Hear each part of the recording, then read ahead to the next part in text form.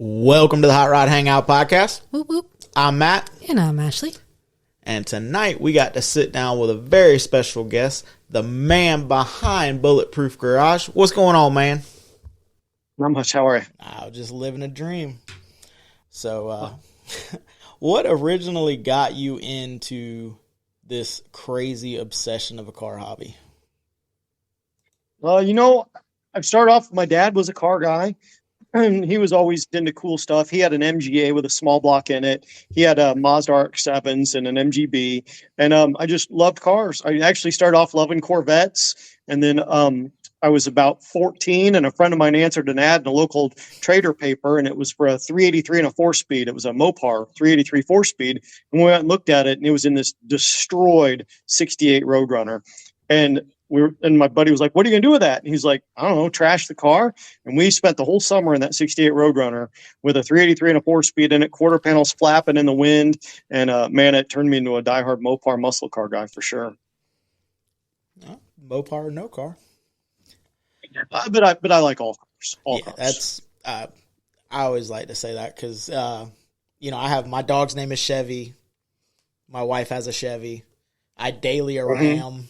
I'm building a Ford. I mean, it has a small block. It has a Chevrolet small block in it, and there's not much Henry Ford left of the 29, but it's just the body. The rest of it was me, and actually the guy you see up in the corner there, Why Not Fab, has been a giant help. He's just a buddy that's, if anyone goes back on the podcast, they'll see it's a 53 Dodge Meadowbrook that has a Cummins swap in it. We did it in 4 days.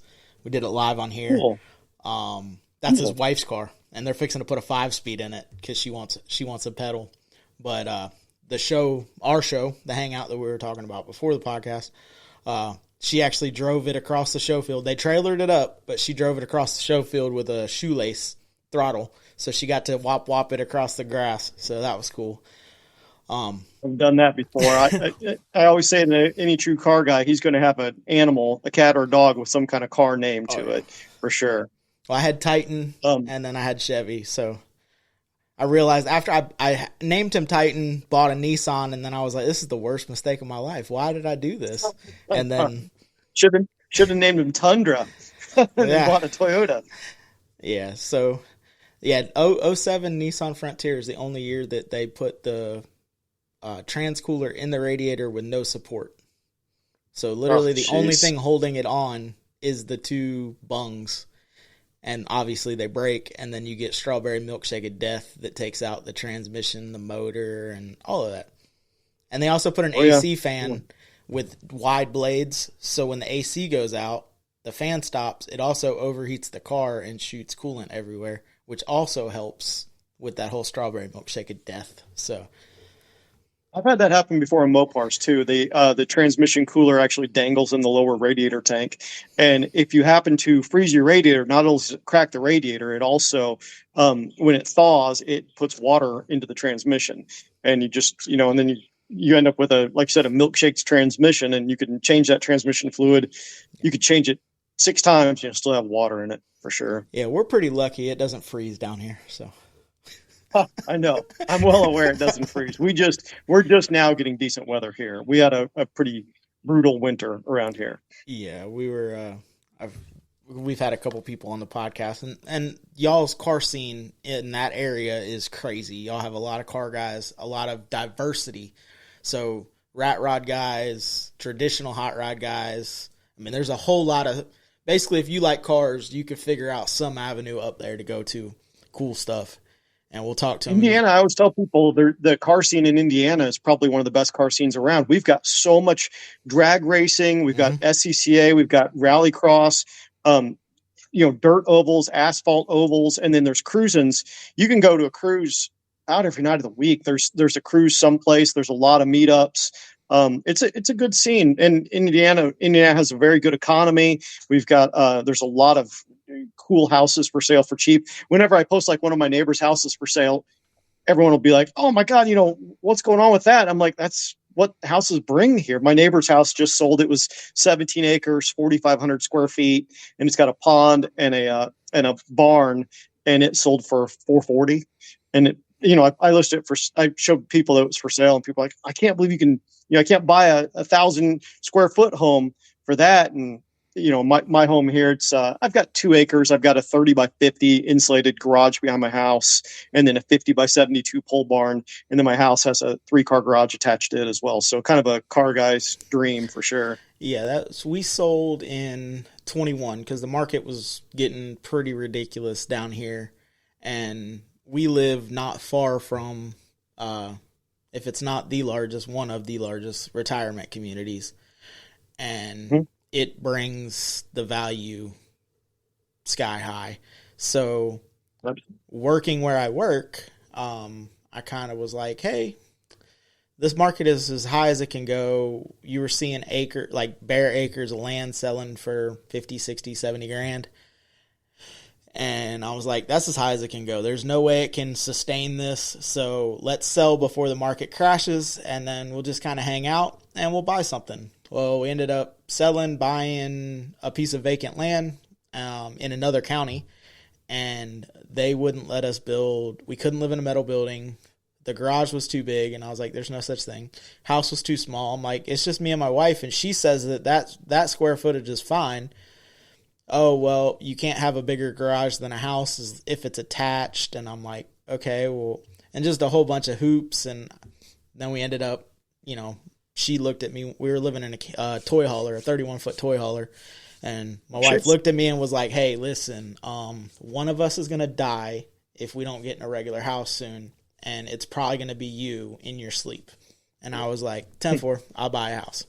So we bought the house, but it was a temporary house. And we overpaid because that's what the market drives. And we just built I got a 22 by 20 carport with a 15 by 22 shop kind of building. I can fit both cars inside the garage creatively for hurricanes, because that's one thing that we deal with that y'all don't usually have to deal with. That whole hurricane stuff. But you guys don't even have walls in your barns down there. That's the one thing that blows my mind. When I come through Florida, I'll see it's like a giant carport, and people have their stuff parked underneath it, but there's no walls on, where here it's like, and we'll have temperatures here on the, in Fahrenheit. I mean, it's nothing for it to be -10 at night.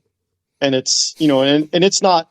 And then you go up to Michigan, it's colder than that. But around here, so the building I'm in that I do most of my work in is insulated. And I usually wear 2 pairs of pants and a sweatshirt and a jacket, and I've got a heater going. And, you just got to learn to work in the cold weather. I enjoy Florida. We go down there quite a bit. I was just down there for the Ultima 600. And I enjoy going to Florida, and we go there quite a bit. It's just Indiana's like home, and I guess if it's cold, it's cold. But it's, you're talking about property values. I've got a piece of property right now that's got 600 feet of waterfront on one of the biggest pieces of water in Indiana, and it won't bring $1 million. It's 24.7 acres, and it's, like $40,000 an acre, and nobody will bite down on it. It's, I think to myself, man, I wish it was anywhere else in the world except for Indiana, because it would be, sold and gone. And it's, a beautiful piece of property. And that's the other thing me and my wife dabble in. We do real estate, and we bought some auction homes and do some rentals and things like that. That's how we kind of make our living right now, as well as obviously doing car stuff.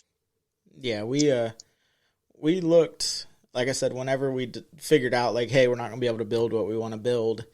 And right around that same time, cost of everything was going up as well. So it was turning this, what should have been a $250,000 house into a $500,000 house. Plus, I still had to build a garage.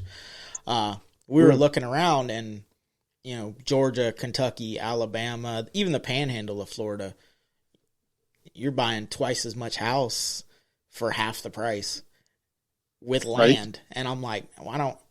But at the time, my wife was still working a regular job, and I'm working where I work now, so I wasn't ready to make the leap of, hey, I don't really want to go buy something and then have to try to figure out how to pay for it. Now my wife works from home, so it's making it a little easier to go places. I just have to have time off. but hoping that everything else works itself out and YouTube and flipping, and I can actually make a go at that eventually. Just probably not anytime soon. Are you making any money off of? Are you making money off of YouTube right now? No, I don't have the subscribers yet. Yeah. YouTube it's almost the market is so hard to get into at this point. And there's a lot of guys out there doing big things on YouTube, and they're still not making money. They're spending money. They've got editors, they've got, cameramen and everything else, and they're still not breaking even. And YouTube's a tough market. YouTube's a really tough market. Honestly, Facebook treats me really good. Between my likes and my followers, I'm about 40,000, and that's, and that treats me pretty good. Of course, I don't have to live on it. It's not my income. Right. So, but I dabble a little bit in t-shirts and stickers and stuff like that. And merchandise treats me good, but it's strong support is where it's at. Your followers tend to want to be supportive and you let them, but you watch somebody like Cletus McFarland, Oh, yeah. I'm sure he makes money off his YouTube. I'm sure he makes money off of his other stuff too, but man, his merchandise is just on fire. That dude, I bet he's got 500 different t-shirts that he's sold, at least 500, maybe more than that, and sweatshirts and flannels and koozies and hats and sunglasses. And, that's where the money really seems to add up. But if I have people all the time ask me, because I'm going to do a talk to high school kids, I do some different talks with high school kids, and they always say, well, how do I get into it? How do I make a living doing this? And I'm like, well, first of all, you better love it first, and you better love what you do, because it's, I don't think you're going to get rich doing social media on car stuff. I think you could make a living. But you're going to produce a lot of content to try and. Originally we were just doing the podcast, and I had the YouTube channel, and it was more just like another avenue. Okay, we're going to a show because, for you come down to Florida. So for you could come down to Turkey, you could see it in person, you might end up down here. But say somebody in Oklahoma, they keep seeing, oh yeah, there's this big show Thanksgiving weekend in Daytona, Turkey Rod Run. Well, is it actually worth going to? So we were using it as, hey, we're going to the show, we're going to film it so you can see, okay, this is what this show is about, and then you can make an informed decision on whether it's worth you skipping Turkey Day with your family or loading your family up to come to Daytona for Thanksgiving and stuff like that. But we weren't consistent. It was just, okay, I feel like putting a video up. So it was kind of just, we weren't being consistent with it. We weren't kind of pushing it. We were kind of just like letting it do what it does. Recently, since I brought my Model A back home, that's a long story for off the podcast, but whenever I brought it home, I started using that car, and we started posting weekly. Well, we still don't have thousands of subscribers, but we're getting a couple every week, so it's turning into, and then I broke my foot, so then it was like garbage content for 1 week, and I'm apologizing, hey guys, I still can't put boots on, and Ashley's mad at me that I had flip-flops on when I broke it, so she won't let me go work in the shop without boots on, and I really can't get a boot on. So it was kind of like back and forth, and, if you're going to be dumb, you got to be tough. And, right. So it was, my dad has a 34 truck. We switched some steering stuff on it, so it was like, hey, I know you don't really like being filmed, but your truck's going to get filmed this week because I need content, and I have a boot on my foot. So it was just stuff like that, and just trying to stay consistent. Because eventually, and we're not, like I said, we're not trying to make millions of dollars. It takes a lot of money to make a lot of money, especially on YouTube.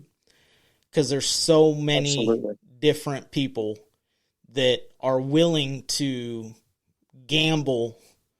Whistling Diesel. Hate him or love him, you're going to watch his video as he destroys whatever he's destroying. But it costs a lot of money to destroy that item. Buying it, destroying it, production, cameras, Production editing. and the shooting, though, is the big You know, thing. Yeah, absolutely. It takes it takes solid hour to produce 1 good minute of edited video, and people yeah, don't understand that. You know, Rich DeBoss was here the other day, and he's got 2 guys that just all they do is shoot nonstop video footage of them. So he comes out and he's, you know, and I do an event with him, and we go out and play Hemi all-wheel drive Charger challenge in my backyard, and we have a great time. And I shot it with my phone, my wife shot it with her phone, and he ended up. So his producer shoots me a message afterwards. He goes, "Hey, do you want some of this footage?" I was like, "Well, how much do you have?" He said, "I have 100 gig," and I'm like, "100 gigabytes of footage?" I said, "I have no way to even begin to manage 100 gigabytes of footage. I don't know where I would even begin." You know, there's 3 guys there, and then he has the 3 guys show up with him here shooting video, and then he has 2 other guys that edit. Then he has a main editor, and all those guys are on payroll. And you know, everybody wants a paycheck, everybody wants to eat, and you've got to, you know, and a guy like Rich, he's just, you know, he's got 850,000 followers, and he's got to keep constantly producing. So every time he shows up here, you know, we shoot a quick video, we do something fun. But my version of the video gets seen by like 1,000 people. His got seen by, I haven't even checked the numbers recently, but and I think that's the 7th video I've been in of his, and you know, he's got tons of followers, but he's got tons of production costs too. yeah, and it's he good. has to You know, get it's those good. views. You know, Yeah, absolutely. And you know, and he works with, there's so many companies that he works with too. I have a few sponsors, but you know, for as far as, you know, I drop their name occasionally. I, you know, yeah, showcase their products, and they're happy to do it. Ace's fuel injection is my newest one, and they're, you know, they're building fuel injection systems for half the price of anybody else. And they do a great job, and I've got to plug them when I get the chance, you know. But I've also had, you'd like diesel stuff. One of my early on ones was Fast. They gave me a whole fuel system for my 69 Charger that has a 12 valve Cummins in it. It's a 5-speed and it's 4-wheel drive, and it was one of my early on projects, and it gets a lot of attention. And then Belair sponsored me with a big dual disc ceramic clutch for it. And it's funny because I enjoy the sponsorship, but at the same time, I'm not doing it for a living. I'm doing it because I love it. yeah. And you walk around my place, or I mean, you follow me on Facebook, you see the stuff that I do on a daily basis. And a lot of people are like, "Oh, you know, you do that just for the video or just for the post." I'm like, "No, I live my life that way. You know, I do. I eat, sleep, and drink cars. My wife is a car fanatic. My son is a car fanatic. We do things on vacation that involve cars. Like I said, I just raced the Ultima 600 down there in Bradenton, Florida, and that was everything that I could do for about 4 weeks, was getting ready for that. And that was, you know, I'm a true car guy, and like I said, I have people go, "Well, I want to be able to do that," and you know, and I watch people try and produce content with one vehicle. And only one vehicle. And I think, and you know, they post on that vehicle repeatedly, and that's good. It's still good content, but you gotta eat, sleep, and drink it, breathe it. You know, if you want to be a car guy. And it's funny because now I go places and people are like, "Oh, you're Bulletproof Garage," you know, and it surprises me every time somebody sees me and knows who I am, because you know, and I had a kid ask me to autograph his car the other day, and I'm like, "Man, I'm just a regular guy." You know, I'm from Indiana. I'm married. I have 2 kids. I've got 4 dogs and 4 cats. You know, I just happen to be a car guy too. But people I know that it's relatable.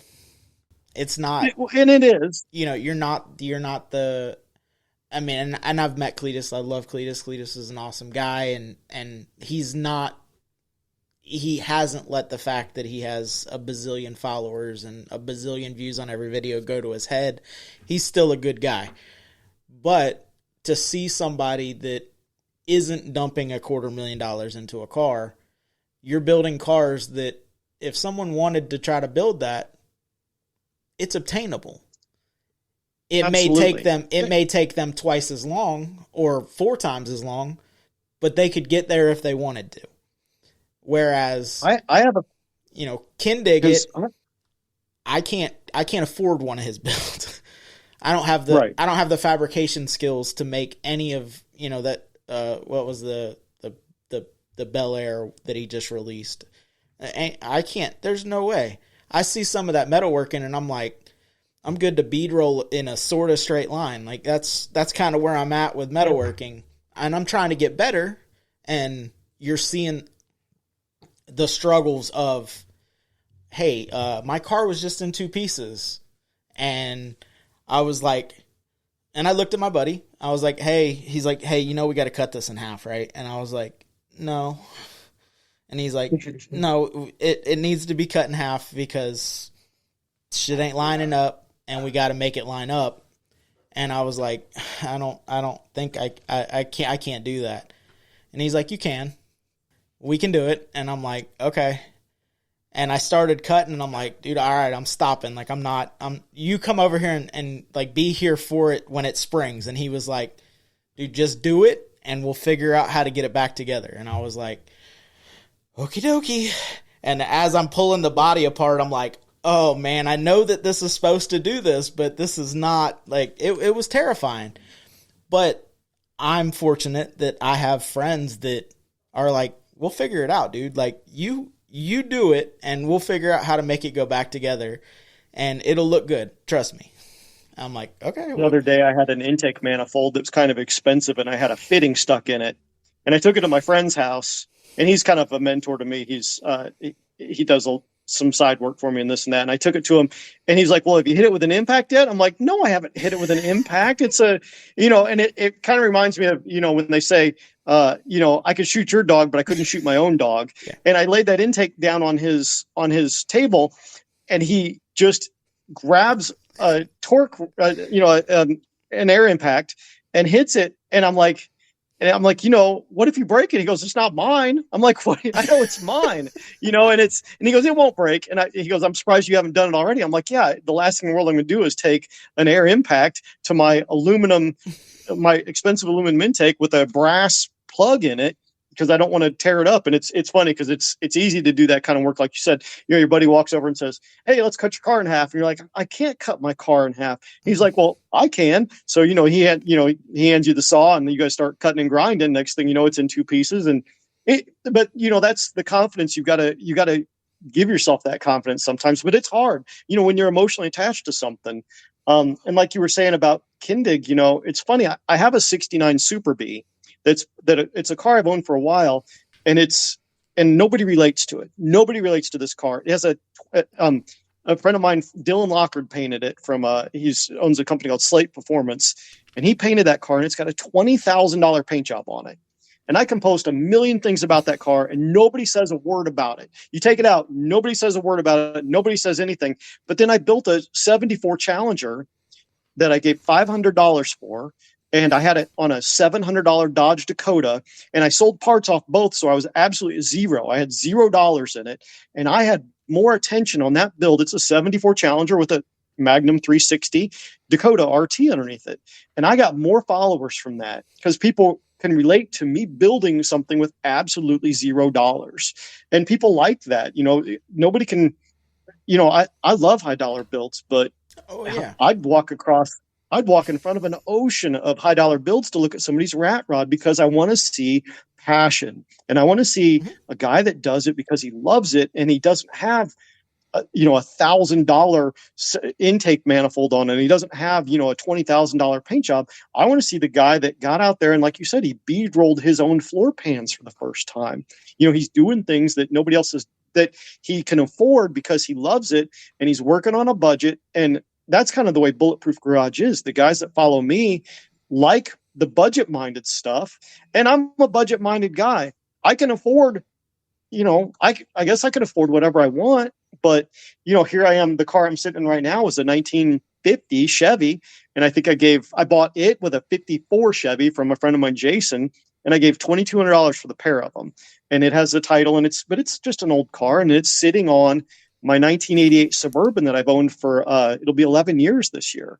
And the Suburban's body fell apart. I gave $2,000 for it, and I drove it constantly, but I won't have but maybe $5,000 in the whole build by the time it's done. Yeah. And the other one that surprises me too is a lot of guys will be, these guys get stuck in these $1 million builds, and, oh, that's off the powder coat. Oh, that's off the paint. Oh, I'm having so-and-so rebuild the windshield wiper motor. So it's on hold. And when I tell people, I'm like, if you work on your car, you can body swap a 88 Suburban with a 50 Chevy in probably 40 hours. And guys are like, no, you can't. No, you can't. I'm like, yeah, you can. You make a list and you get out there and you tick things off the list and you make it happen. Not everything has to be show quality. And this car that I'm building now, I expect that I'll drive it. I'm not going to, I don't keep them in garages. I set them outside and they get rained on. And, you get out there and I don't drive them in salt. I guess that's kind of where I draw the line at. But, if it gets rained on, who cares? You don't have windshield wipers, Rain-X the windows. If you have a leak in the thing that you can't tolerate, buy some camper tape and tape it up. Or get an aluminum can and some rivets. And a guy will respect more a build that's done with heart than it is with the checkbook or the credit card. And I like credit card builds, and I like checkbook builds too. And I have guys ask me to do builds like that for them, and I just pass on them. I'd rather put 50s cars and 60s cars on modern day chassis, and whatever ends up is how it ends up. And it's, somebody cares enough about it to buy it, they'll buy it. If they don't buy it, I'll keep them just the same. A lot of times the vehicles I have, I'll be mid-build and somebody will come along and say, I want to buy that. And I'll be like, I'm still in love with it. And then money gets, it's awful hard to say no to a stack. And everything is for sale. Like, they laugh because my wife's car has had for sale or trade on the back window since it pulled in my yard. That was the first thing. Right. It backed in and immediately I put the sticker on the back window. And people come up and be like, oh, is it really for sale? Yeah, I mean, everything's for sale. I'll sell you everything. And they'll be like, oh, what do you want for it? I said, you guys talk to her. Well, I'm asking you. And I'm like, well, yeah, but she's the one that's going to control how much it goes for because it's her car. I said, if I sell it, right, it's going to be way more expensive than if you ask her because I have to think about how much it's going to cost me to sleep on the couch. Because right now she likes the car. So...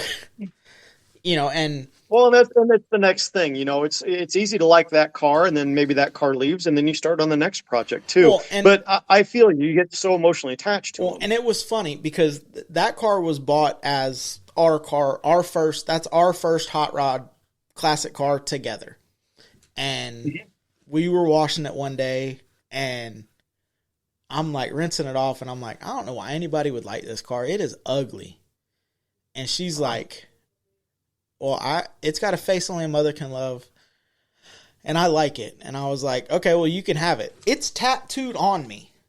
Like, it is, it's our car, but it's her car. Because I'm like, and don't get me wrong, that car has been stupid reliable. We have driven it 3.5 hours to Jacksonville. The dude asked us if we were selling it, and I was like, no, we're just going to a car show. And he's like, you drove it here? And I'm like, yeah, how else would it have got here? Yeah. Oh, absolutely. You're driving it home? I'm like, yeah, tomorrow we're going to drive it 3.5 hours back the other way. And it's never broke down, knock on wood. It's never broke down, not in my yard. But if it does, you can fix it. That's the other thing. If it breaks down, you can go to the auto parts store, buy the thing it needs, and put it on the parking lot and drive and keep driving it. So it had, we had took it over to the drag strip riot, and it had never been on the interstate. And my buddy was like, hey, do you mind if we hop up on the interstate for a couple exits? And I was like, actually, I do mind. But I'm not going to be one out of 4 cars that says, no, I'm not getting on the interstate. So I guess we're getting on the interstate with y'all. Right. Motor ran fine. The rest of the car sounded like it was falling apart, but it did okay. Well, then sitting in traffic, waiting to get in, there's a long line. Motor's getting warm, just sitting there. It still had the metal fuel line that went over the valve cover. So every bit of fuel was getting nice and toasty before it went in the carburetor that's also sitting on top of the manifold. So by the time we made it to where we parked, when I shut it off, that was where it was going to live until it cooled off. Because that fuel was warm. Coming home, I had the same issue. I pulled in to get gas. I filled it up with fuel. I tried to start it. It wouldn't start.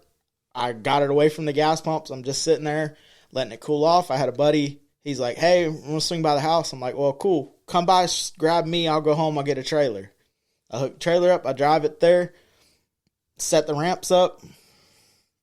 I said, before we try to push this joker up a trailer, because it ain't the lightest thing ever, I said, I'm going to give it one more shot to start. I hit the key, it starts up. I told Ashley, I said, hey, throw the ramps on the trailer. I said, I'm driving this joker home. She's like, what? We got the trailer. I'm like, no, it running. It's going to make it home. We're still going the 100% it made it home without a trailer.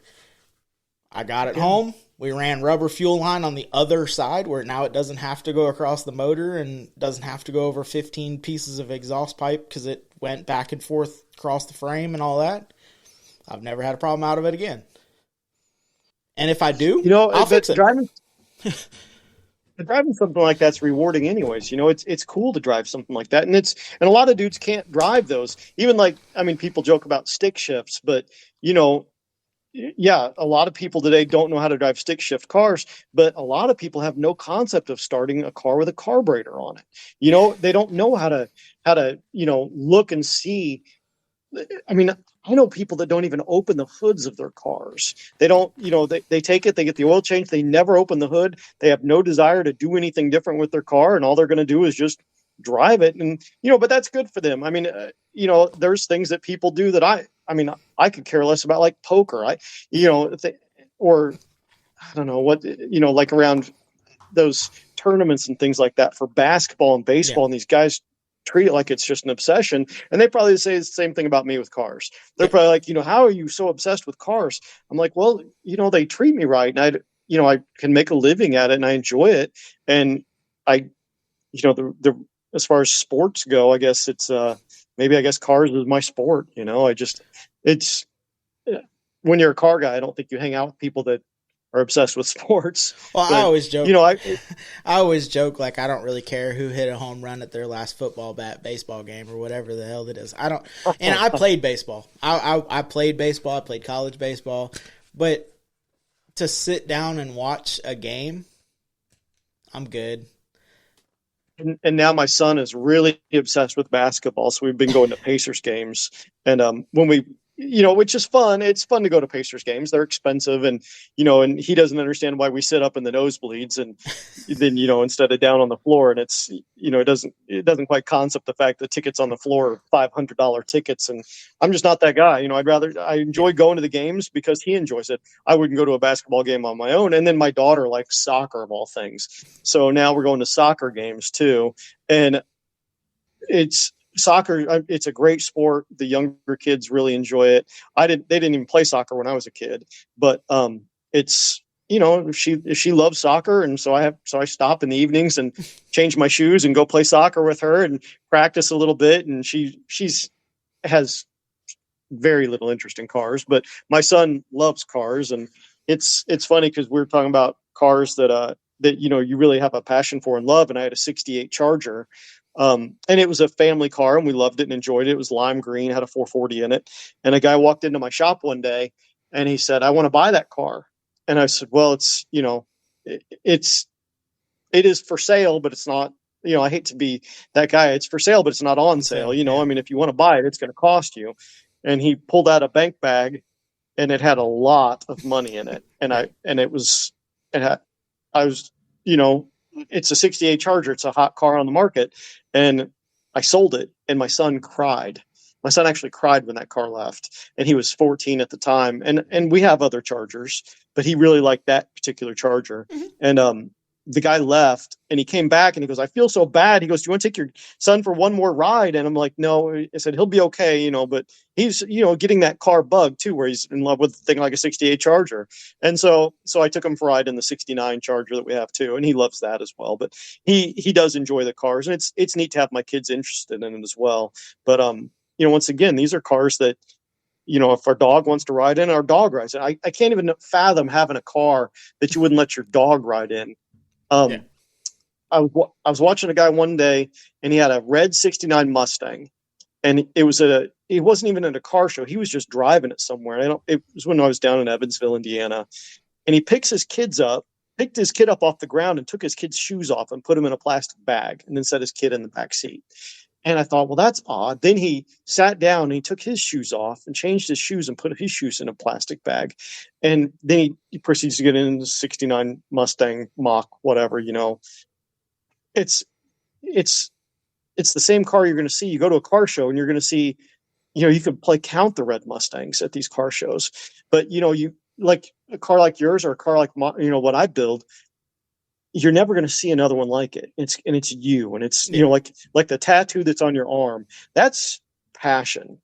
That is passion for a car, and I respect the shit out of that stuff out of that, because it's if you can be passionate about something like that and love it, it's it's you. It represents you, and you look at that car, and you'll see stuff on your car that nobody else will ever see, but you're proud that it's there. And same, and people get the big picture of the cars that we build, guys like you and I, and they look at it and they take a picture of it, and that's neat. But the things they don't see is the part that you found, at a swap meet, or you sourced, or you saw someplace and it was clever to you, and it belong, a tail light, or a something like, or a horn button or something like that. And it spoke to you, and you put it on there because you loved it, and nobody else will ever understand that. And it's, I had a truck that I sold, and it was a 56 Chevy truck, and I built it from scratch. It had a, not that it's my normal build, but it had a 6.0 in it and a 4L80, and it was 4-wheel drive. It had 40-inch tires on it. And again, a guy showed up and he gave me $10,000 for it. I gave $1,300 for that truck. And then the Suburban that was underneath it, I bought at a police auction for $700. I sold $700 for the parts off of it, so it was free. And the last time I saw that truck, it was in Branson, Missouri for sale. And somebody put some dumb logo on the side of it. And it had Mexican blankets over the seats. Like it was, like a guy that watches too much YouTube. And it was for sale for $37,000. Yeah. And this guy was talking about how he built it. And I said, man, I don't remember you being there. And he's like, well, I put air conditioning in it. I said, yeah, it had everything ready to go for air conditioning. He goes, and then he started ragging on me about the way that the cab was mounted. And he's like, the cab mount is this, the cab mount's that. I said, well, I painted it bright blue because I was proud of it. I built that cab mount, and I said, I can still clearly see that cab mount still in place. So it couldn't have been that bad of a cab mount. Yeah. Okay. So same thing, I made the bed out of used green treated lumber that I had. The bed of it was used green treated wood that I had laying around, and it looked like a used green treated bed. And he was like, you put used wood in the bed. I'm like, of course I did. It was a ratty old 56 Chevy truck. Yeah. And it had and it was just funny when a guy bragging about building this truck and how great of a job he did on it, how it was for sale for $37,000. And I'm like, man, first of all, I don't think maybe somebody did pay $37,000. I mean, I hope they did, but that was a truck I just beat around in. It had 40-inch tires on it, had a 6.0 in it, ran great. It was just and I think I had maybe, I hate to think of what the person paid that did buy it, but I probably had, I don't know, $2,500 in it by the time I sold it for $10,000, and I had some hours in it. And Rat Rod, I say it, or I said it. What I meant was the hot rod term, the one when they coined it, unfinished hot rod, a little rough around the edges, but you're not purposely making it shitty just to be shitty. It might be shitty, but you're not making it shitty. And you can't cake decorate it. That's the big thing. And I see a lot of guys that go too far with rat rods, where every little thing that they've bought that they think is clever has to be stuck on it in some fashion. And I mean, that's fine and all, but does it really have to have 100 steel license plates in it? If the license plate's covering the holes in the floor, then yes, absolutely. Yeah. But these guys, there's so many people out there right now that are guilty of these big dollar auction shows where they think, oh, I'll build a rat rod and I'll sell it for thousands and thousands of dollars. If you think you're going to build something that you're going to appeal to somebody else, you're wrong. The people go, I'll tell you the truth. If I painted a car yellow, the guy'd walk up and go, "Man, I would have bought that if it was green." And Yeah. it's And that's these guys, but I was getting ready to say, like, it's that term has kind of gotten a bad rap. So I stopped saying it because no one really understood. I was meaning the old term. Now it's kind of morphed into this term that, it's not what I'm talking about. So I say our cars are hood rat hot rods. We just go out and we do hood rat stuff with our hood rat friends, and it is what it is. Her car will end up with a small block or an LS with an automatic just for ease of driving. wow. She can drive the 5-speed, but she's not confident enough in it. Well, she's on the road, so one little slip and it's over. So I'm going to make that car comfortable for her to drive. And D for that way, she's got that. She drives a car that does it right now. It's fine. I don't think people, it's got to have a manual in it. I don't care. I don't care what you have. Honestly speaking, I don't care if you put a Ford in a Chevy. I don't care if you put a Chevy in a Ford. I don't care if you put a Hemi in whatever. I don't care. As long as you get out and you enjoy it the way you want to enjoy it, I don't care what it is. Absolutely. And that's the biggest thing. David Freiberger says, don't get it right, just get it running. And I kind of, you got to respect that because he's right. How many guys do you know with cars in their garages that are, they're never going to see daylight? That car's never coming out of there. Like I said, his windshield wipers off being rebuilt by some company for $1,000, and he's got stuff on order that's back ordered because, and he, like the little reverse light that's in my 69 Super B. It's a 4-speed car, and it's a little light, and it's chrome, and it sits down by the dash. You don't even see it. It's down by your knee. And when it lights up, it says reverse. And we were thinking about replacing it. And I was talking to my buddy about it, and he's like, you should replace this. It's the chrome on it's a little bit pitted. I said, man, that piece is 56 years old. And it's, if it still works and it's got a little patina to it, I think it's earned its right to stay there and not be replaced by some Chinese piece of crap.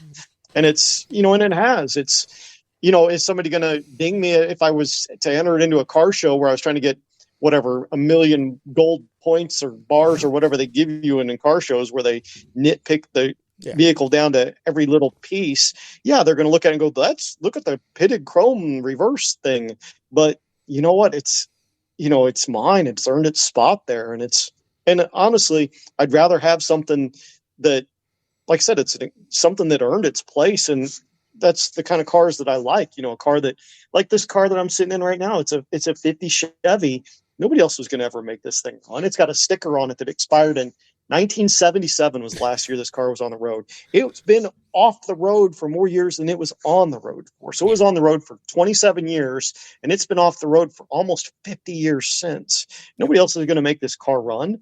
And it's, and then all of a sudden so it was my wife's Halloween display, and it was my wife's Christmas display. It lived its life in our front yard. And so it had Freddy Krueger in it, and it was, and then my wife has a she shed in the front yard that's an old travel trailer, and she uses that for her. She has little sales and stuff like that. And so it got set in front of there, so it looked like it pulled the little she shed, antique travel trailer to the spot.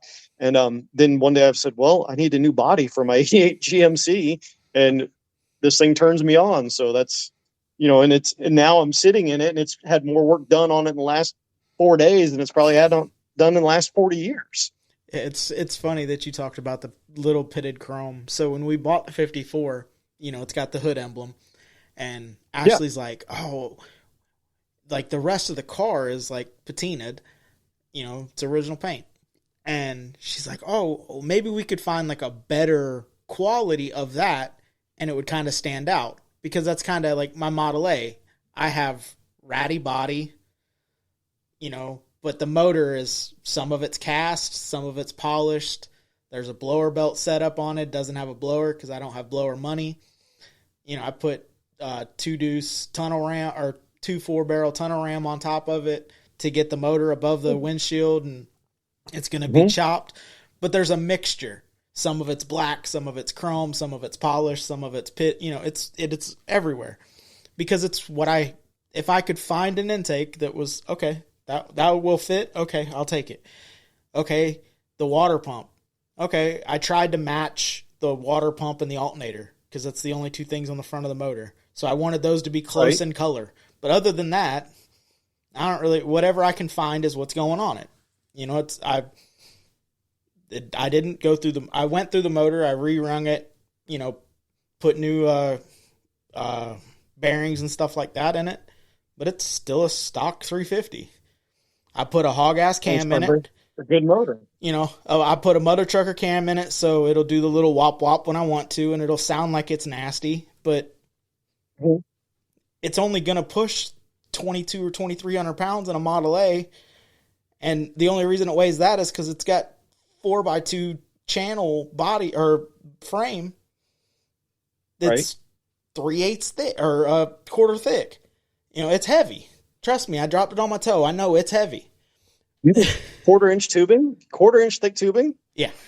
Quarter wall, That's square beefy. tubing. Yeah. That's beefy. Yeah. Because I never want to have to go brace it again. So if I ever do come across the blower to put on top of it, I never have to worry about it. Right. You know, and sounds like a pretty cool ride. And it's been through some things, and the name changed, and we can talk about that off. But you know, but people, when she said that, I was like, well, look up what one of those goes for. And she found one at about that condition, and she said, you know, I like this one. And I was like, oh, you didn't find a shiny one? And she's like, well, I see what they want for that one, and I'm good with, we just keep that one on there. For what? It's never going to be, people, oh, are you going to paint it? I'm going to try not to. I'm going to try to do the body work it needs, and it's going to stay what it is. When people ask me that, they say, what color are you going to paint? I'm like, ta-da, it's going to look just like that. You know, I would rather, now I do like to, you know, I will do the Clorox thing, you know, or wet sand something and just kind of smooth it out and make it, at least, you know, knock the high spots off of it. But man, I'll tell you what, have you ever painted a car and then gotten a ding on it or scratch and you go, God, I got so much time and money in that paint job and I just can't stand it. And then, but you know, this 50 Chevy, it's, you know, you want to lean on it. You want to sit on the fender, sit on the fender. You know, your kid wants to stand in the front seat and get his picture taken, by all means. That's the other one that I really love is kids like cars. And you know, how many times you've been at a car show and some person that thinks he's better than everybody else has some pretty muscle car, and you know, don't let your kid close to it, keep your kid away from it, don't touch it, and he probably has to. I mean, it's, you know, he's got a $20,000 paint job. Yeah, but you know, you drive a 69 Charger that's got a hood stack sticking out of the hood and it blows black smoke and it's got 35-inch tires on it, and kids want to take pictures of it, and I'm like, get up in the driver's seat and pretend like you're driving and get your picture taken. And it's funny because, you know, kids will remember that for the rest of their lives. I won't remember it, but you know, that kid, it's going to be ingrained in his soul where he's going to go, you know, there was a car and I stood in it and I made vroom sounds and I looked out the windshield and I grabbed the steering wheel and I want a car like that someday. And it makes kids car guys. It's, and we you know, were and if those you're not kids. bringing, we were those kids and like that wanted to do it. Like squatted trucks and 14-inch wide tires. It's not my thing, but it brings people into the hobby. I'll tell you what is my thing. I love lowriders. I think these guys put so much passion in some of these lowriders. And you walk up and it'll have engraved alternator bracket on it that's gold plated. And, you know, that guy's got every bit of his heart and soul in that thing. And every bolt and every nut has something done to it. And I think those are fascinating. Now, am I going to run out and buy a 64 Impala SS that's got, you know, hydraulics on it and everything else? Probably won't. But, you know, if somebody shows up with one, I'll take a picture of it real quick. And, you know, and I love that kind of stuff and I respect it because I know somebody put their heart and soul in it. But that world also will drive the fuck out of those cars. Oh, yeah. Yeah, there was probably 20 of them at Turkey Rod Run, not this past year, but the year before. And that was the first, like, big car swap meet car show that Ashley ever went to. And we're sitting there and we're looking at all the cars, and there's this group of lowriders, you know, convertible, I mean, interior done, under the hood, frames engraved, everything's done. Like, I mean, these are like almost to the point where you're looking around for like, where are the trailers that these cars just rolled out of? Because I mean, they were beautiful. They were it wasn't like they looked like they drove. So it started sprinkling, and I'm like, oh shit. And you could see them, like, they're all like getting antsy. And I'm like, oh man, these guys are trying to find their trailers. Like, they're going to be hauling ass out of here. It starts torrential downpouring, and every single one of them is cruising out the road, hopping, listening to their music, having a blast. And I'm like, it's making me go, oh man, like that leather interior is getting soaked. And these guys are just bouncing and having a good old time. Like, it's an everyday thing. We seen them the next day. All of those cars were spotless again. So they went back to their hotel or their Airbnb, and they jacked them all the way up, and they polished on them all night. But they were right back there doing the exact same thing the next day. It was awesome. And that's passion. That is passion for the hobby, for sure. You know, those guys, you know, I'll tell you what we don't have a lot of around here it's dumb, but I really like giant wheeled cars. And that's one thing that you see in Florida all the time. Yeah, and it's not my thing, but you know, if you see a car roll by and it's got 30-inch size wheels on it, and they're gold plated, and the car's got, you know, a 12-inch lift on it.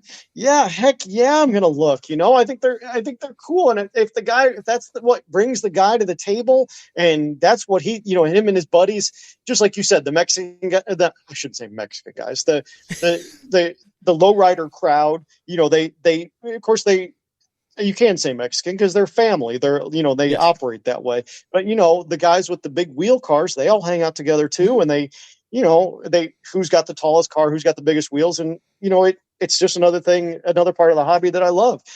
Am I going to own a car with 30-inch wheels? Probably not anytime soon. No. But, you know, if my buddy showed up in one, I'd take a picture of it, and I'd probably show it to my wife and my kids. I'd be like, dude, this thing showed up, you know, and look at it. And it's, you know, and I'm a car guy through and through, and I understand that, you know, there's nothing worse than showing up and having somebody just lay you out of a car. And I see it all the time. You know, a guy, you know, well, look at that. You know, like, well, if it's not your car, then why don't you just swipe right there, buddy? You know, just go on and look at the next car. Because, you know, there's dudes out there, you know, a guy shows up in a 76 Maverick 4-door, but he loves it. Let him love the thing. You know, let him be that guy. Let him be the guy that shows up in a 76 Maverick 4-door because that's what he can afford. You know, he probably wrenched on it. He probably changed the oil in it. He probably loves it. And he's probably the only 76 4-door Maverick there, which is cool as shit too. Right. You know? Yeah. You know, and I like the diversity. I mean, how many times have you been at a car show? I was at a car show one time, and I have a 72 Dart with a 440 in it. And I'm not kidding you. I was parked between two red 69 Mustangs. And I'm like, how many red Mustangs are here today? You know, and my little Dodge Dart, and it's, you know, it's just, you know, it's my car. It's flat black. It's got a 440 in it.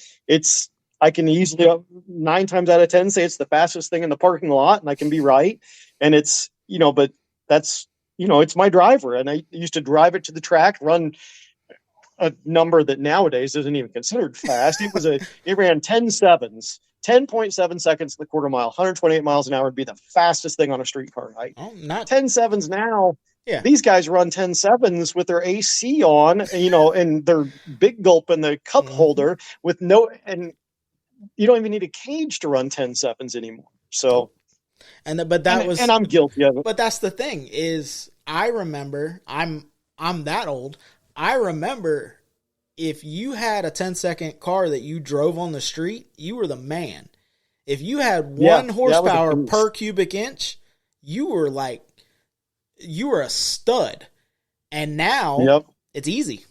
My little Dodge Dart made 498 horsepower at the rear wheels with a 440 in it. And I was so proud of that number. Like you said, you know, 1 horsepower per cubic inch and then past that. And nowadays that's common. I just sold a Mazda that I had bought at the police auction. It had a 2.3 liter in it, and it made 425 horsepower at the wheels. Yeah.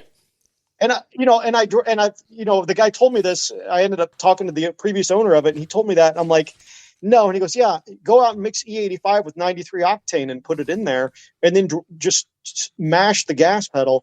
And I was like, this is the fastest front wheel drive anything I've ever driven in my life. And I've had some fast front wheel drive stuff. This thing was crazy fast. And it was making, what's 2.3 liters? How many cubic inches is that? 125 or 140 cubic inches, something like that. Somewhere in that neighborhood. So it's making 3 horsepower for every 1 cubic inch, and it's a dependable little car. And it's, it blows my mind. This stuff nowadays, it is fast. And I've got I have a Scat Pack, and I think they say it'll run 1150s on drag radials, and it's fast. Don't get me wrong, it's fast. But I can't let my wife take it and put fuel in it at a gas station. She doesn't, if we go downtown, we do not take the Scat Pack downtown. We don't take it to Pacers games, because I don't want to walk out and then walk home. I had a kid in my driveway, 2 kids in my driveway trying to steal my Scat Pack. Caught them on video. They're so lucky that I didn't walk out. They were 14-year-old kids. I have a German Shepherd with a terrible attitude, and I have cameras and I've got guns, and I'm so glad that I didn't walk out there and catch them. They didn't steal it. It's fine. They opened up the door. I live in the country. I don't lock my doors, but somehow they were here, and they went next door and stole the neighbor's Cummins after they left here. And, and I was talking to the neighbor, and I'm like, how did they steal your Cummins? He's like, oh, I left the key in it. I'm like, geez, man. He's like, well, I never thought we'd have anybody show up out here in the middle of nowhere and, try to start my Cummins up, but they sure did.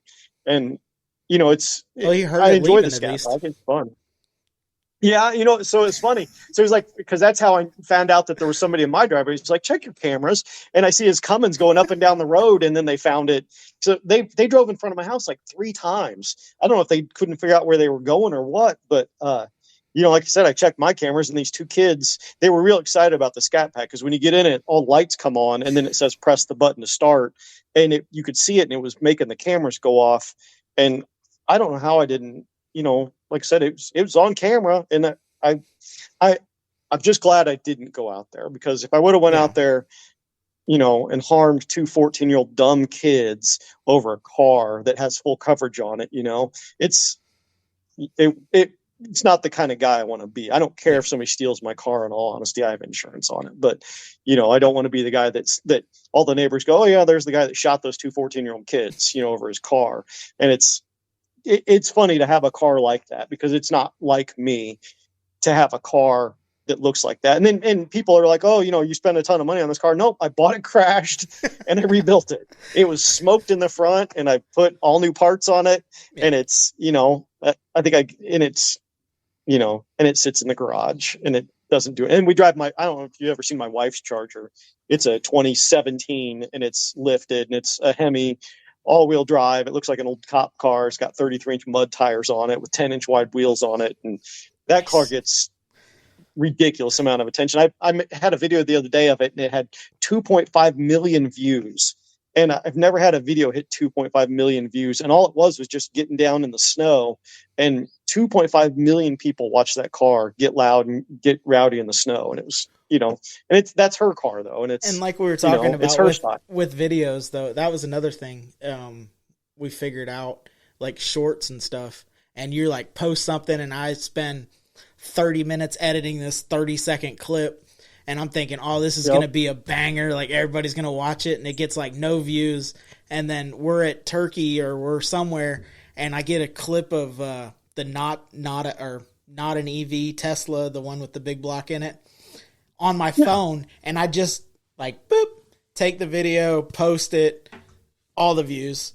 I'm like, and then my buddy's coming in his rat rod, and he's got it's a blown flathead Model A, and he like jacks his wheels towards me, so it looks like he's gonna run me over, and then last minute he rolls by, and you can see him peeking out the window till I'm right next to the exhaust, and he whops it. That one, like all the views, and I'm like, the one that I spent all this time editing that I thought was gonna be so great, I should have just left all the audio in, and people laugh at, oh yeah, you can see them looking at you. It's like, you don't know what's gonna, you don't know what's gonna hit. One of my best videos, I call it Skunk Roulette, and it had nothing to do with cars. Me and my son were standing here. We had a skunk that was walking around the house, and it had been hanging out for a couple days, and it sprayed my Husky and just blasted my Husky, and the garage smelled like skunk. The inside of the house smelled like skunk, and this skunk was just hanging around. So we decided we were going to see. It was just hanging around. So we were going to see who could get close enough to it to pet it without getting sprayed. And the video is called Skunk Roulette, and it had like 1 million views. And I'm like, man, I've made these car videos where I try to do, edit them and sound and, production and the right lighting. I turn the radio down. I do the pauses. I do everything I possibly can. And Skunk Roulette is the video that gets gets all the views. And it's funny to have a video, like you said, and that's the thing. People are like, I want to make videos that people watch. Good luck, because I don't know what the formula is. You try to edit a video and make it something, and nobody will watch it, and then you have the video that's just the most random, casual, just something happened, like you said, like the not the electric Tesla, and all of a sudden everybody shares it and likes it and follows it, and you're like, why did everybody love that video, but they didn't love the video that I was wanted them to love? So. Yeah. It's unpredictable. It's and that's the internet. I've had posts that I've made posts, and sometimes you look and you're like, man, nobody even said anything about that. And then you have other posts that just get liked and shared nonstop, and it's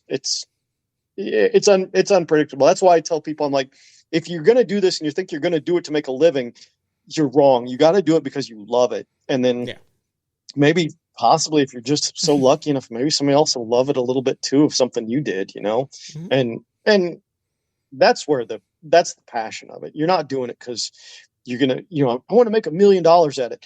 My God, go work at McDonald's, you'll make more money, than you will doing social media. And if you became a manager at McDonald's, you'd certainly have a good life, and you probably have full coverage health insurance, and and paid vacations, and and you don't break your toe. I broke one of my ribs one time and had to continue working, and I had to have my wife come out and break bolts. So I'd set it up with a breaker bar, and I'd be like, baby, come out and just break this loose one real quick, because I couldn't break nuts and bolts loose because it would bring tears to my eyes because I had a broken rib. And I guess you do it. You got to do it because you're just passionate about it. And you love it. That's the whole point. And just like you love it. And the car that you said, so ugly, it's a face only a mother could love. Well, you kind of love it, and you drive it and it treats you good. And it starts up and it runs and it drives and it goes and it sits and people take pictures of it. There's nothing cooler than having somebody walk up and take a picture of the car that you built because they enjoy what you built. They like it and they can relate to it. And that was so. Me and Ashley, the car was loaded on a trailer, and I was going to take it down south to trade it. And it was the night before my birthday, and the guy texted me, hey man, my wife made plans. I didn't know about them. I can't meet you. I'm like, okay, no problem. I unloaded the car, and I told Ashley, I said, we'll just go to breakfast, whatever. Well, my buddy texted me, he's like, hey, Market of Marion's doing their little car show. Why don't you just come up? I'm like, okay. So we grab breakfast right up there. We're coming in, and we're coming over the hill, and I look over, and it is shiny paint. It is car show. It's the top 30 guys, It's no problem. If that's what you're into, that's what you're into. Me, I don't care if we win any of those trophies. Ashley has won actually the one trophy that I said I wanted to win. Ashley just won one last year at Turkey, the Bad Apple. But it's a CNC bad apple. It's a CNC cut apple. And last year they did, it's like a rotten apple. So it glows in black light. I'm like, that's killer. Oh, cool. The year before was American flag. And anything American flag, I'm game. I love America. So that was why you see what I have that same hoodie. So, but we pull over, and I'm like, I look over and I'm like, and I don't even know if I even want to pay the money to go park in the sea of shiny stuff. They're probably going to put barricades up so the rust doesn't hop to their stuff. And So Park that over there. yeah. So we go to turn in, and this photographer that's taking a picture of a really nice car whips around and takes a picture of us cruising in. Mm-hmm. And she looks at me and she's like, "Did that guy just take a picture of us?" And I said, "Yeah." And she goes, "That's cool." And I was like, "Yeah."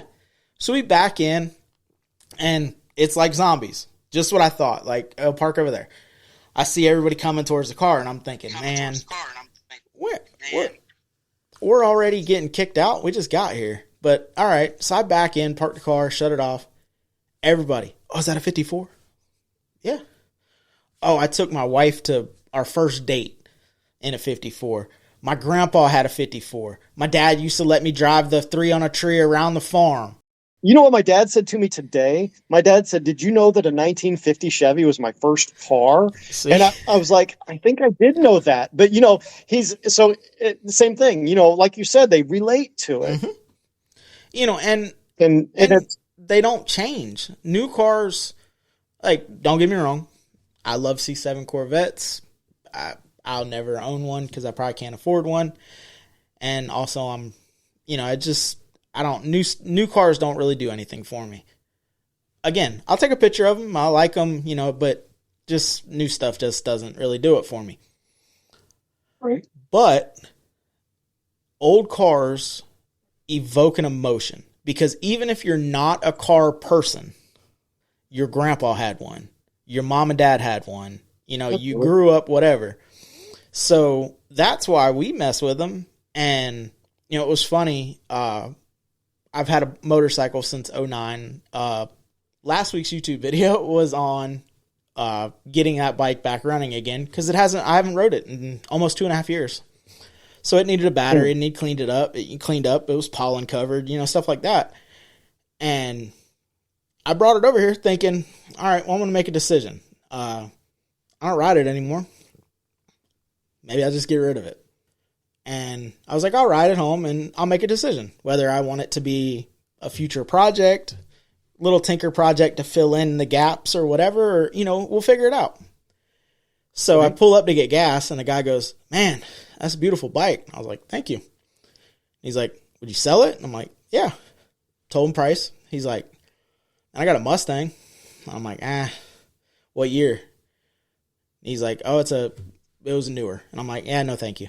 Mm-hmm. And he's like, "Oh, okay. Well," he's like, "Well," I was like, I just don't really like stuff that new." And he's like, "Oh, I got a 96 truck." I'm like, "Well, you're getting closer, but no." And he's like, "What do you mean?" I'm like, "Well, like, the newest car in our yard besides our dailies is a 54 Chevy." And he's like, "Oh." And I'm like, "Yeah." And the Model A I'm building is 95 years old. So, that's kind of what I'm looking at. I'm like, "But if you have a classic car, like, I'll come look at it. We can figure something out." But I just, a new Mustang isn't going to, it wasn't the 07. It was the 06, what do they call it? New Edge or whatever. Or a 96 single cab Chevy. And I was like, "Oh, depending on what the single cab looks like." And he's like, "Oh, it's 4-wheel drive, it's rusted, da-da-da." I'm like, "Yeah, then no." But it is what it is, and and for you could see that as going, okay, well, it's a 4-wheel drive. What's the frame look like? We could body swap it, something else.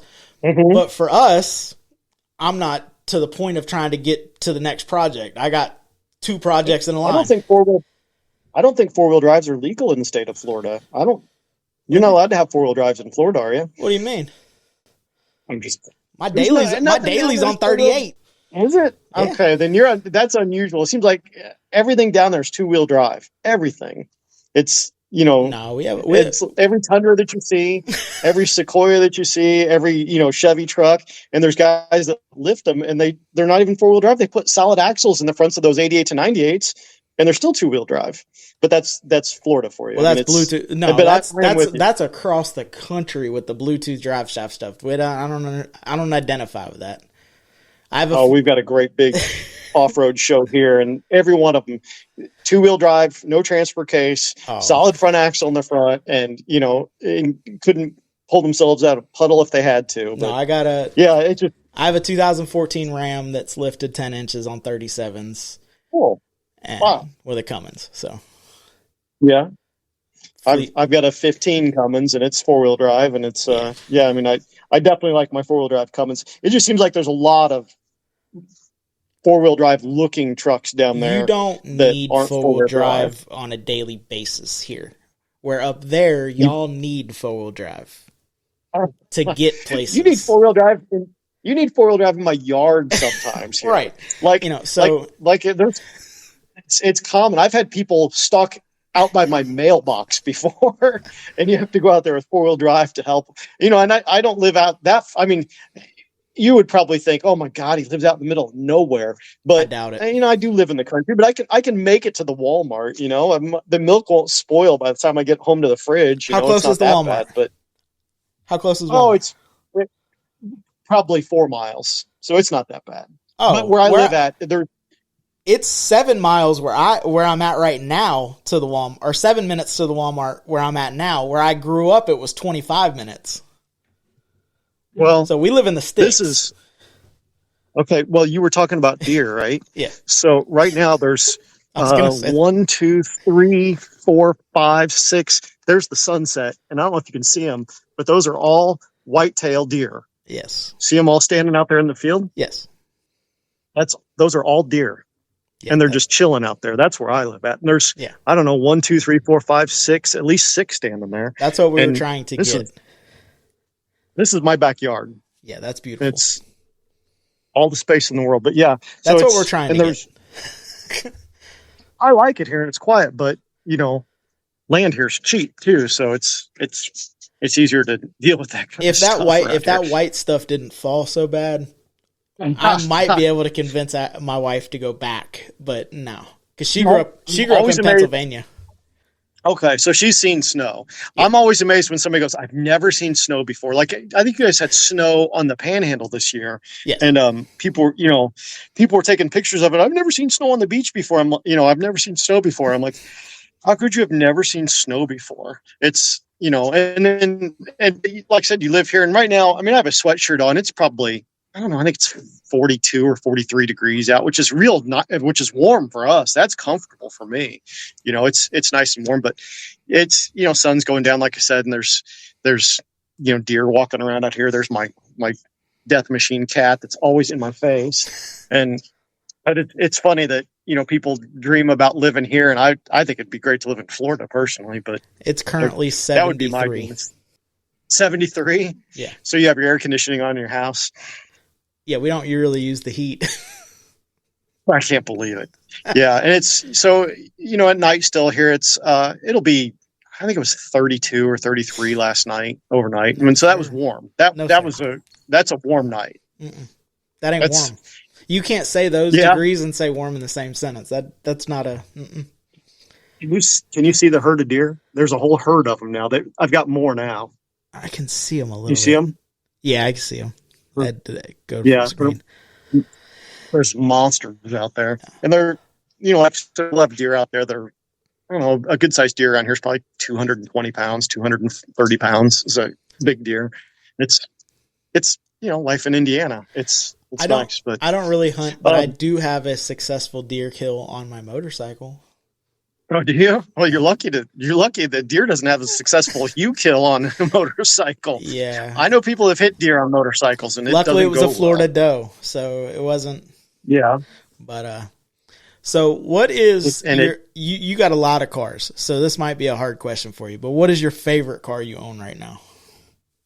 My favorite car? Jeez.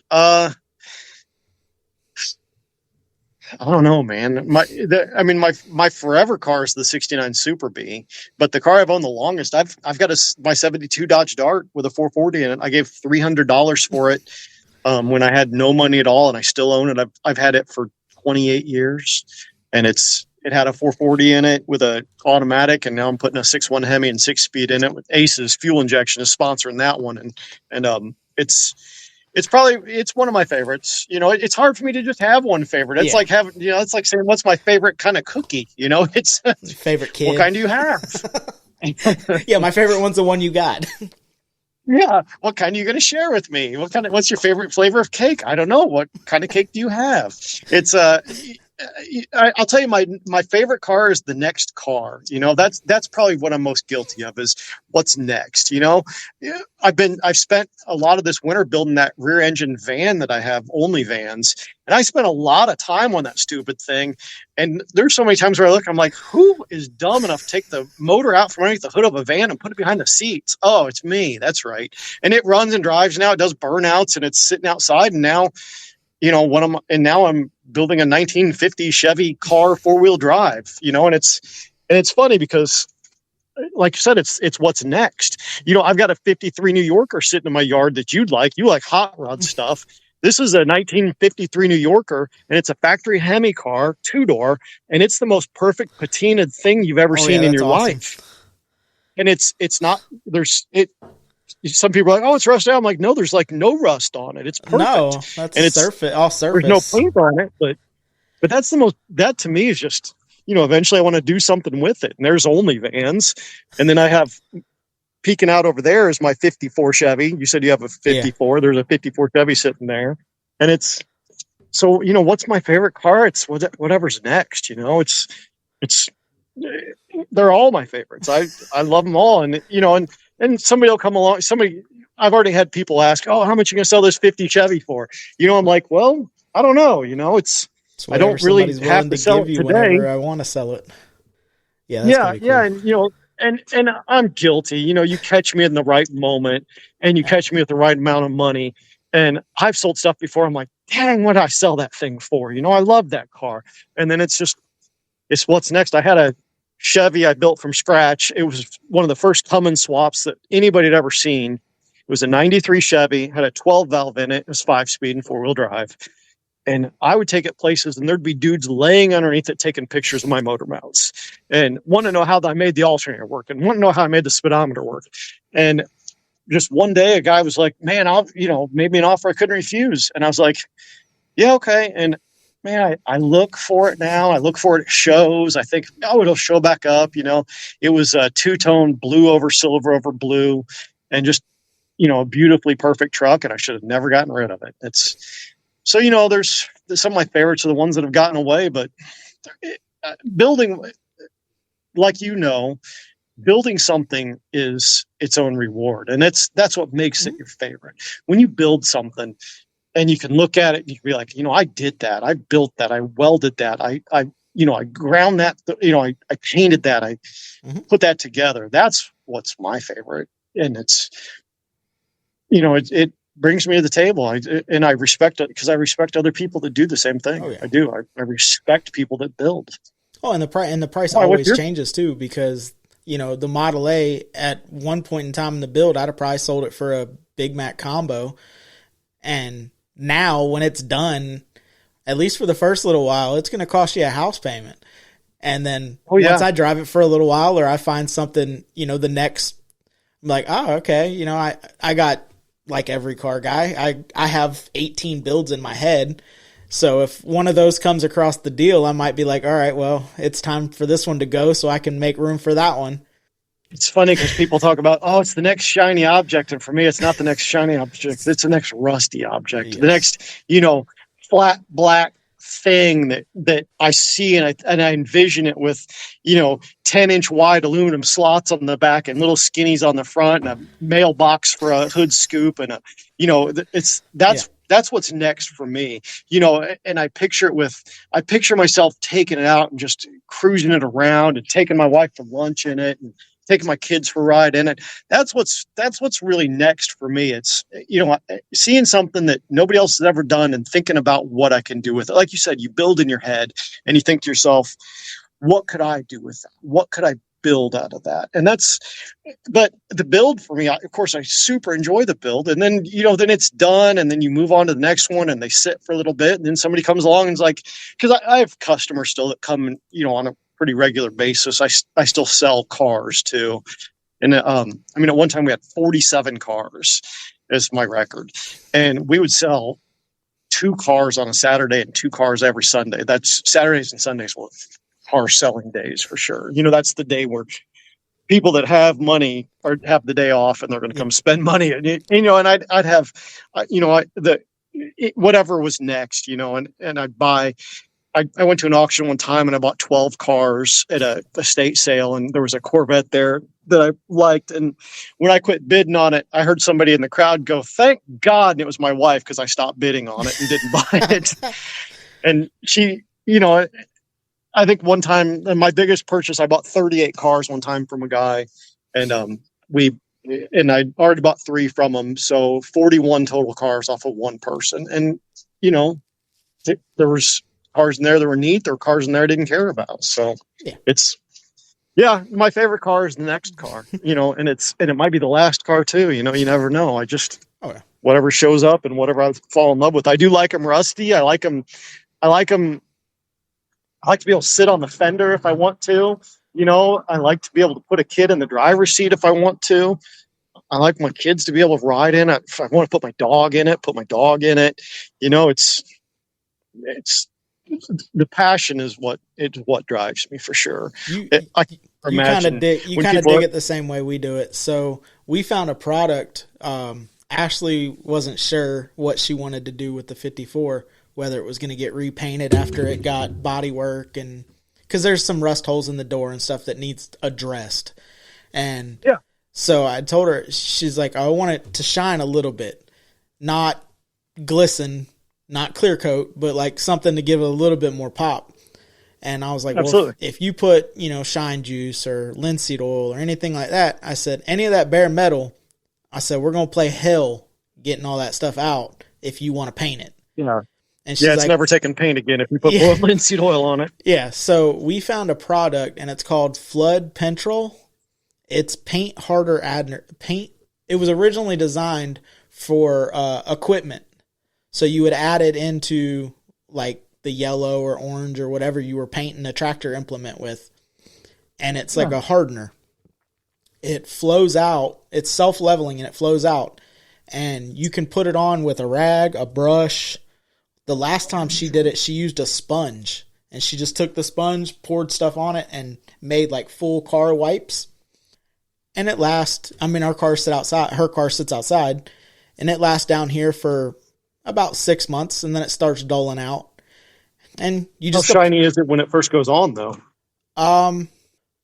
A little less shiny than like patina, the gloss. Yeah. So it's a little more shinier than me. There's a YouTube video. I'll see if I can find a picture of it when it was first done. But and the thing is, you're probably kind of like me. The last thing in the world you want to see is somebody clear coat. Yeah. Where it's got the shiniest clear coat in the world over a patina fake paint job.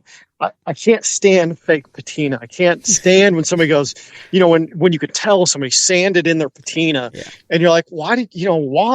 Oh, well, the paint job was this and that. I'm like, why would you fake patina on anything? Let it be, let it be what it is.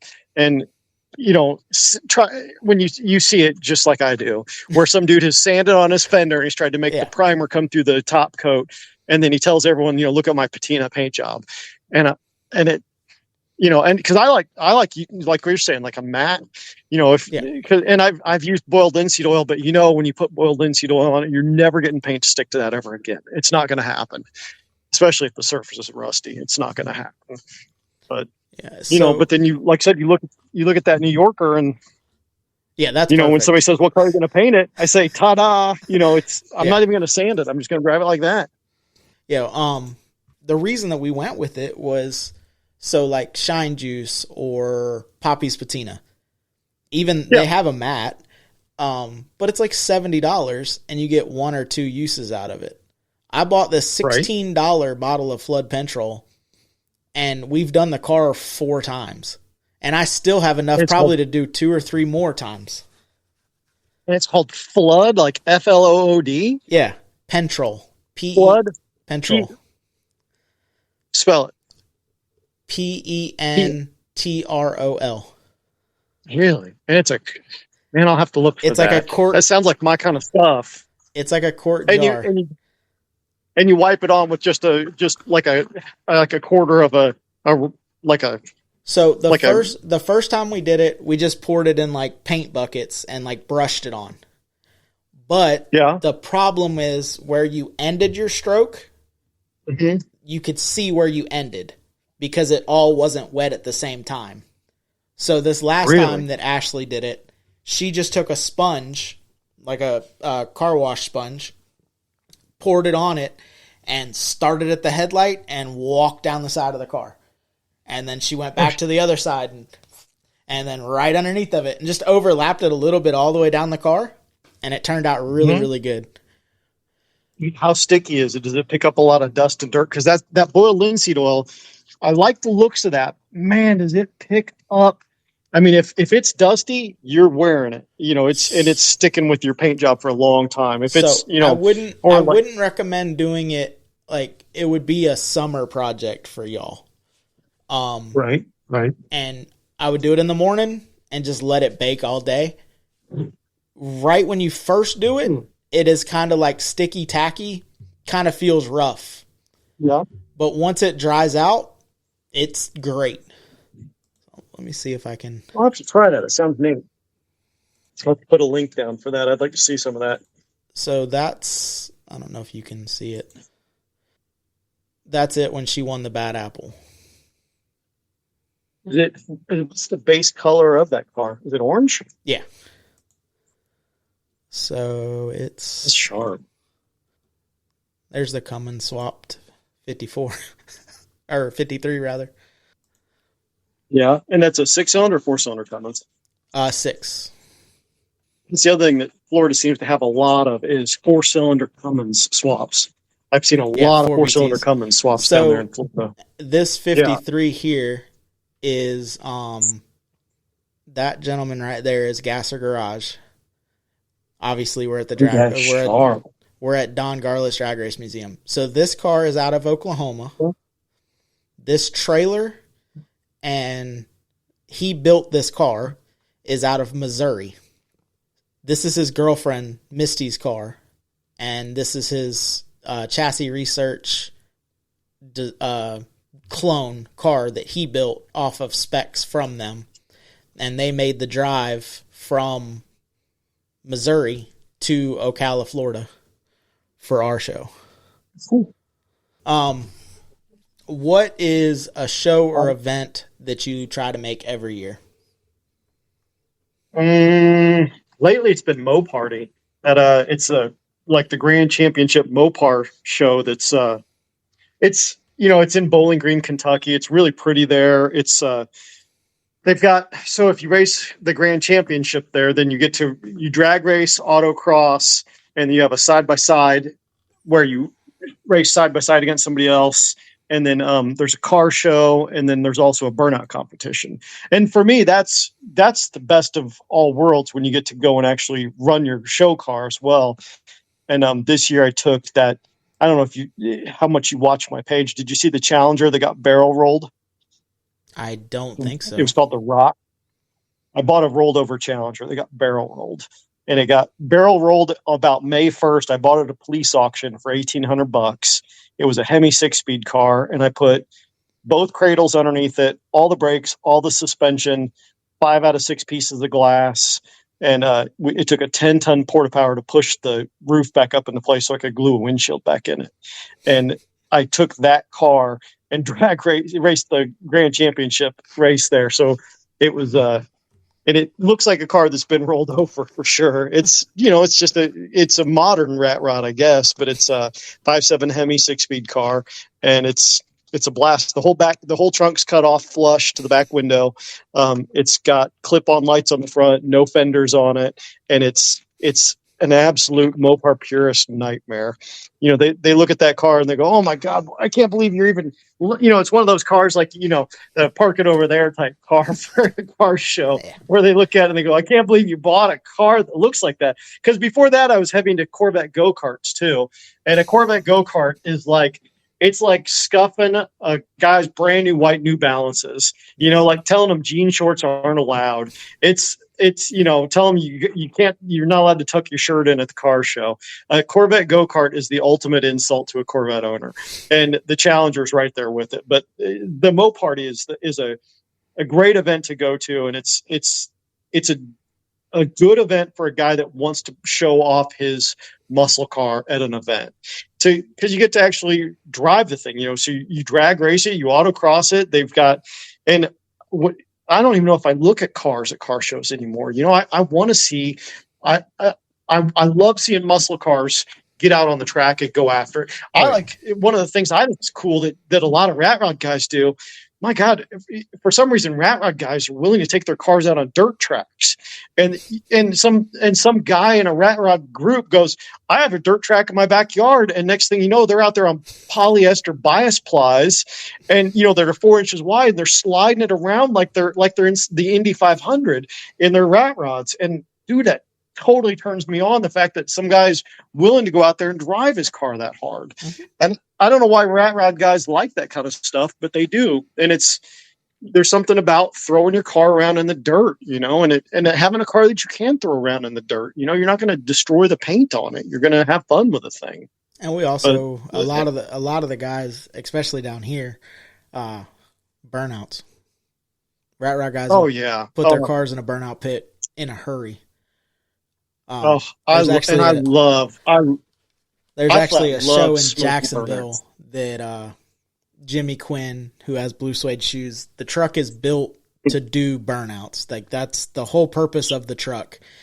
And he drives it around on, they're probably 37 boggers. It has 0 suspension, front or rear. But when he does burnouts, he brings 10 sets of tires with him to any event, and it actually has a RV jack. If he hits the button, it puts it down and picks the back end of the car up so he can change the tires on it. It is built to, like, that's the sole purpose of the truck, is to do a burnout. And I'm hoping that my Model A is there, because we're going to do, I don't know if you're familiar with Make It Custom, Carl Fisher, the dude with the Dodge. Mm-hmm. So he has a bare metal Dodge pickup truck that was like, his buddy had a set of frame rails in his front yard that were rotten. So he was like, hey, I want those. And it's on hydraulics front and rear, but it's cantilever. So it still has coilovers in the back, and it still has a spring in the front. The hydraulics is literally just to pick it up and down. It's not really for suspension. That's cool.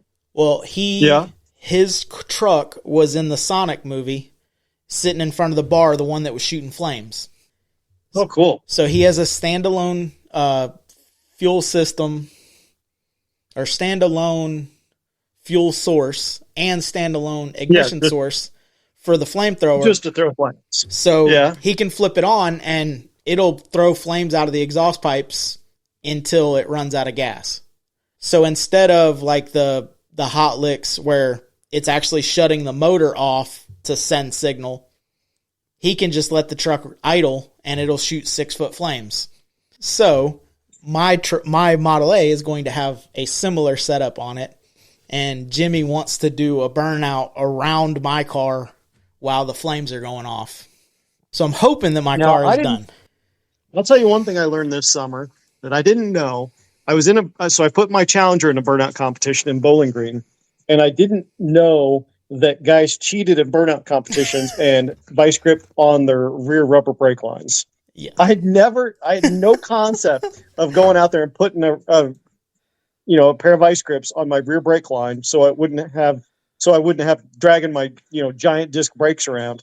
And the guy that beat me is Dylan McCool. I don't know if you follow him or not, but he's one of my acquaintances. And and he's out there just destroying his tires. I'm like, how did you get, do you have any rear brakes on? He was like, oh no, I vice gripped off my rear brake lines. I'm like, gotcha. So from now on, that's my new secret for doing burnouts. I'm going to be out there, clipping my vice grips on the rear brake line. I love burnouts. I'll do burnouts just so the funny thing about my house is we lived here since long before I was born, but we owned the middle of the road because it's Indiana and that's how it was back then. So, county roads were owned by farmers. And so I actually owned the road out in front of my house. and the county borrows it from me to drive up and down so people can get places.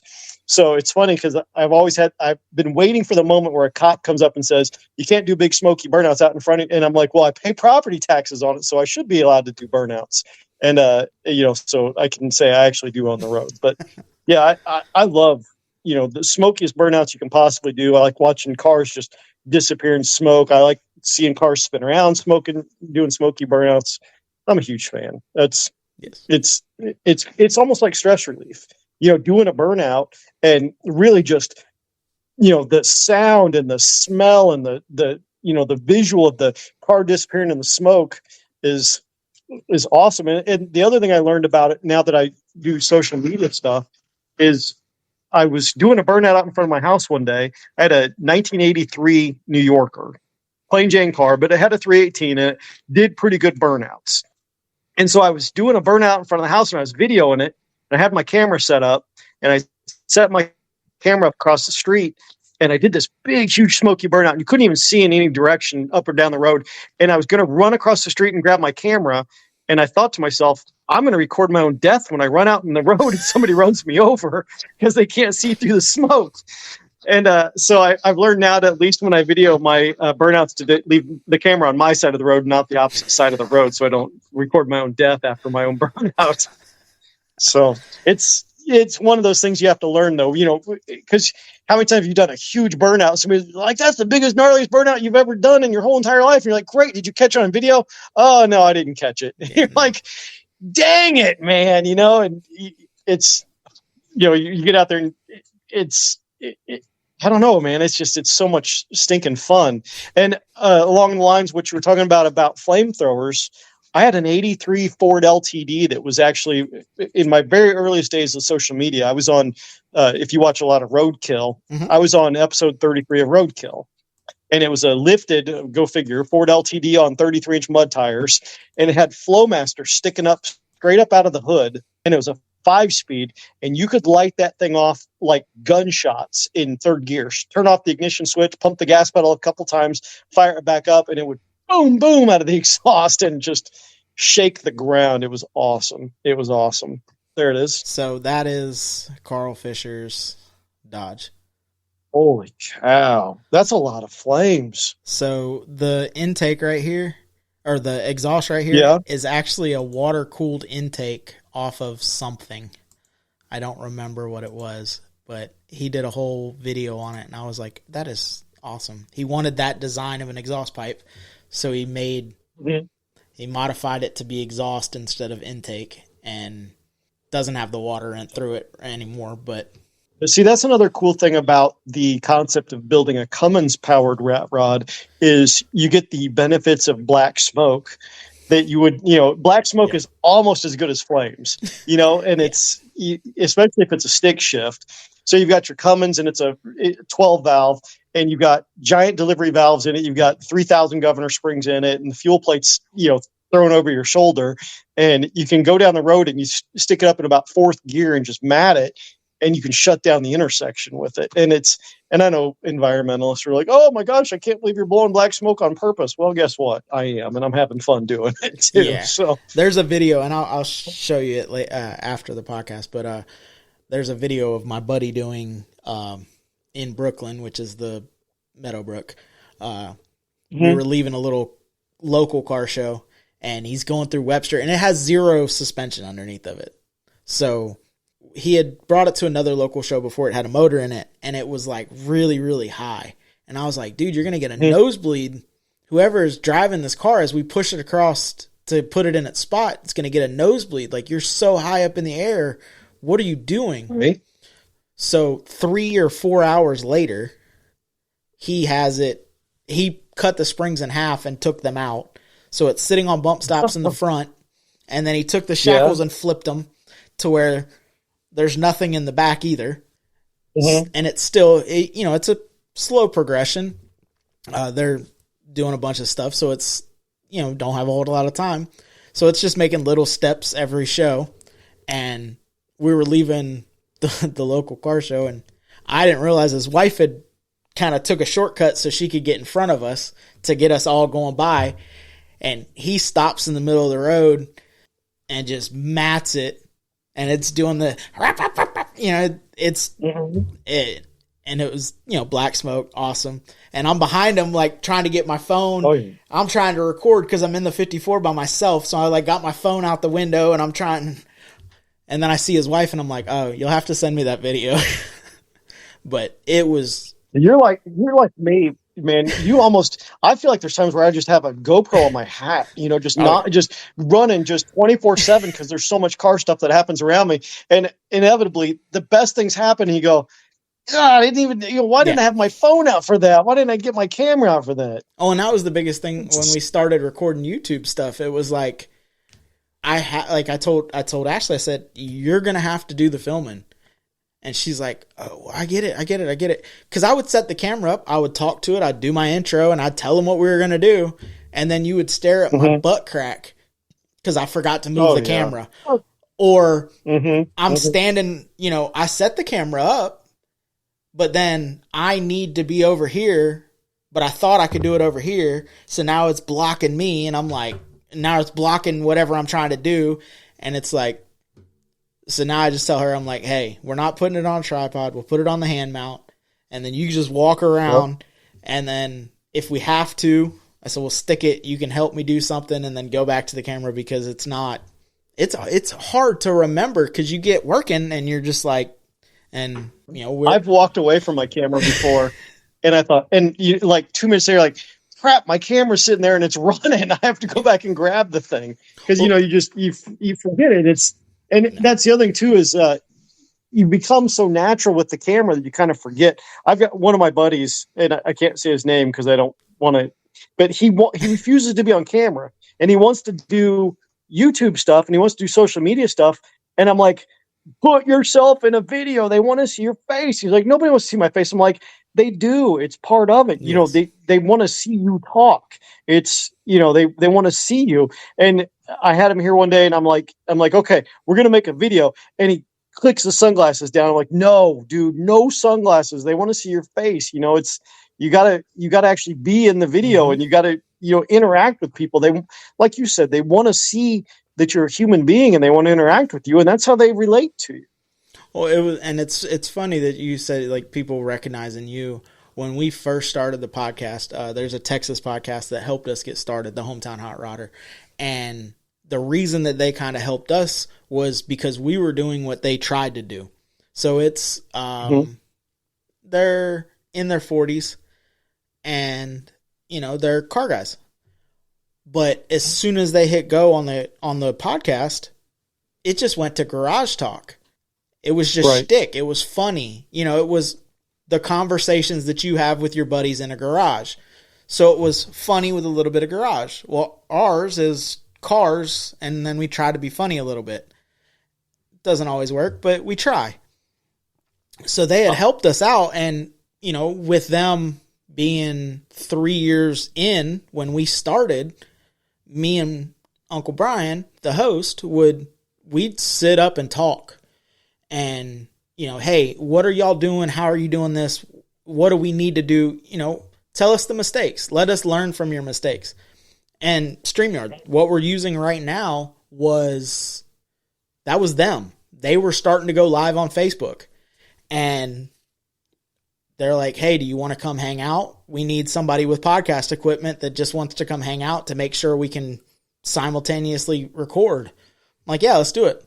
So for like a week and a half, we were on live every night trying to dial it in.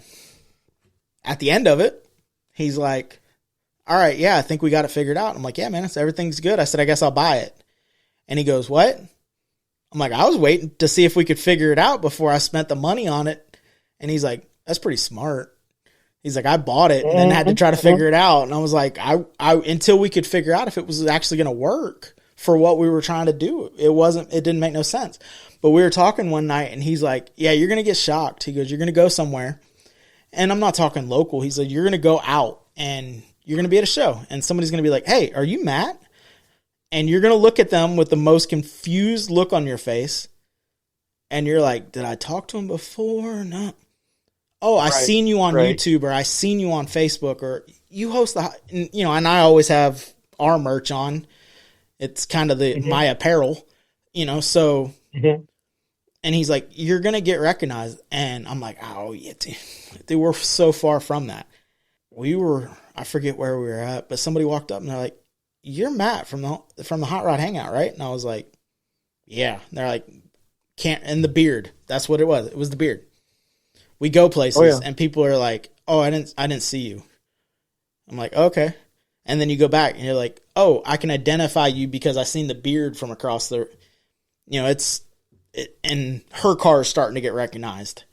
And, that car was never supposed to get recognized. That was just the car that we kind of cruised in. And then the Bad Apple show, we pulled in, and Turkey Rod Run is at Daytona Speedway, so it's a lot of walking. My back was done. So I'm like, listen, I don't care what they're going to charge us. We're going to register your car. You're not going to win nothing, but we're going to register your car so we can park in here so I don't have to walk across the street and play Frogger. We parked it. Right. We're sitting there, and Corey Wheat, which is up by y'all, Hannah gets called.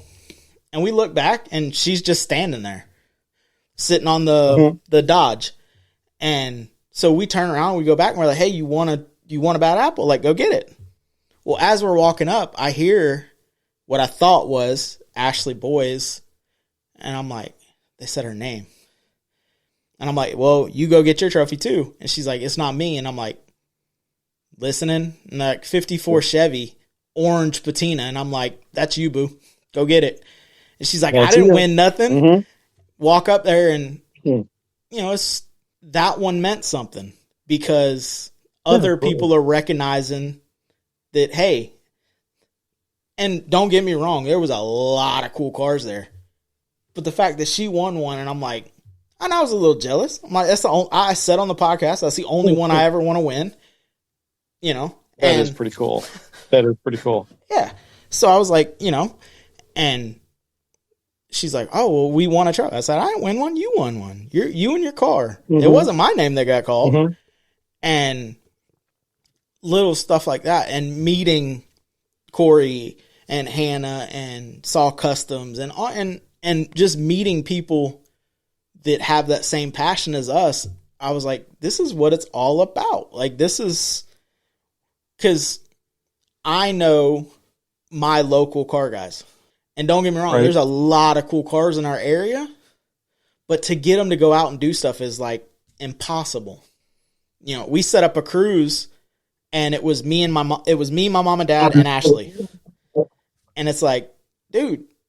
And then you would see people at other car shows and be like, oh yeah, there's nothing ever going on. And I'm like, we cruise every Saturday to lunch. Oh, I ain't hear nothing about it. I'm like, all right, well, I'm telling you now. The next Saturday, ain't nobody there. And it's like, when we did the show, oh, are you going to have top 30? No. Why? Because you're not going to win. Right. Why not? Because if I'm judging, I'm going to pick people that I can tell you were working on their cars the night before, and they had their fingers crossed and their toes crossed all the way up here because it might not make it home. I'd rather see the guy that is busting his ass to try to get a car to behave long enough to go play with it than the guy that is just looking for that $5 little plastic trophy to say he won something. Yeah, and the guy that wins the one that never wins, that puts a tear in his eye, and and he thinks, man, I'm glad I went, I'm glad I participated, I'm glad I'm here. I've seen guys before that have trophy rooms for their cars, and it's like, great. How many miles you put on? Oh, we trailer it there. We take it off the trailer. We, roll it in. We have to put a battery in every 5 years because the battery's dead. You got to put tires on every 5 years because the tires are dry rotted off of it.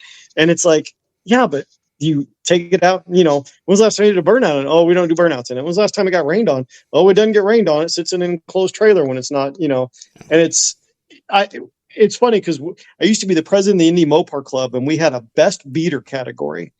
And it was just meant to be, like you said, the participation. Get that guy out there.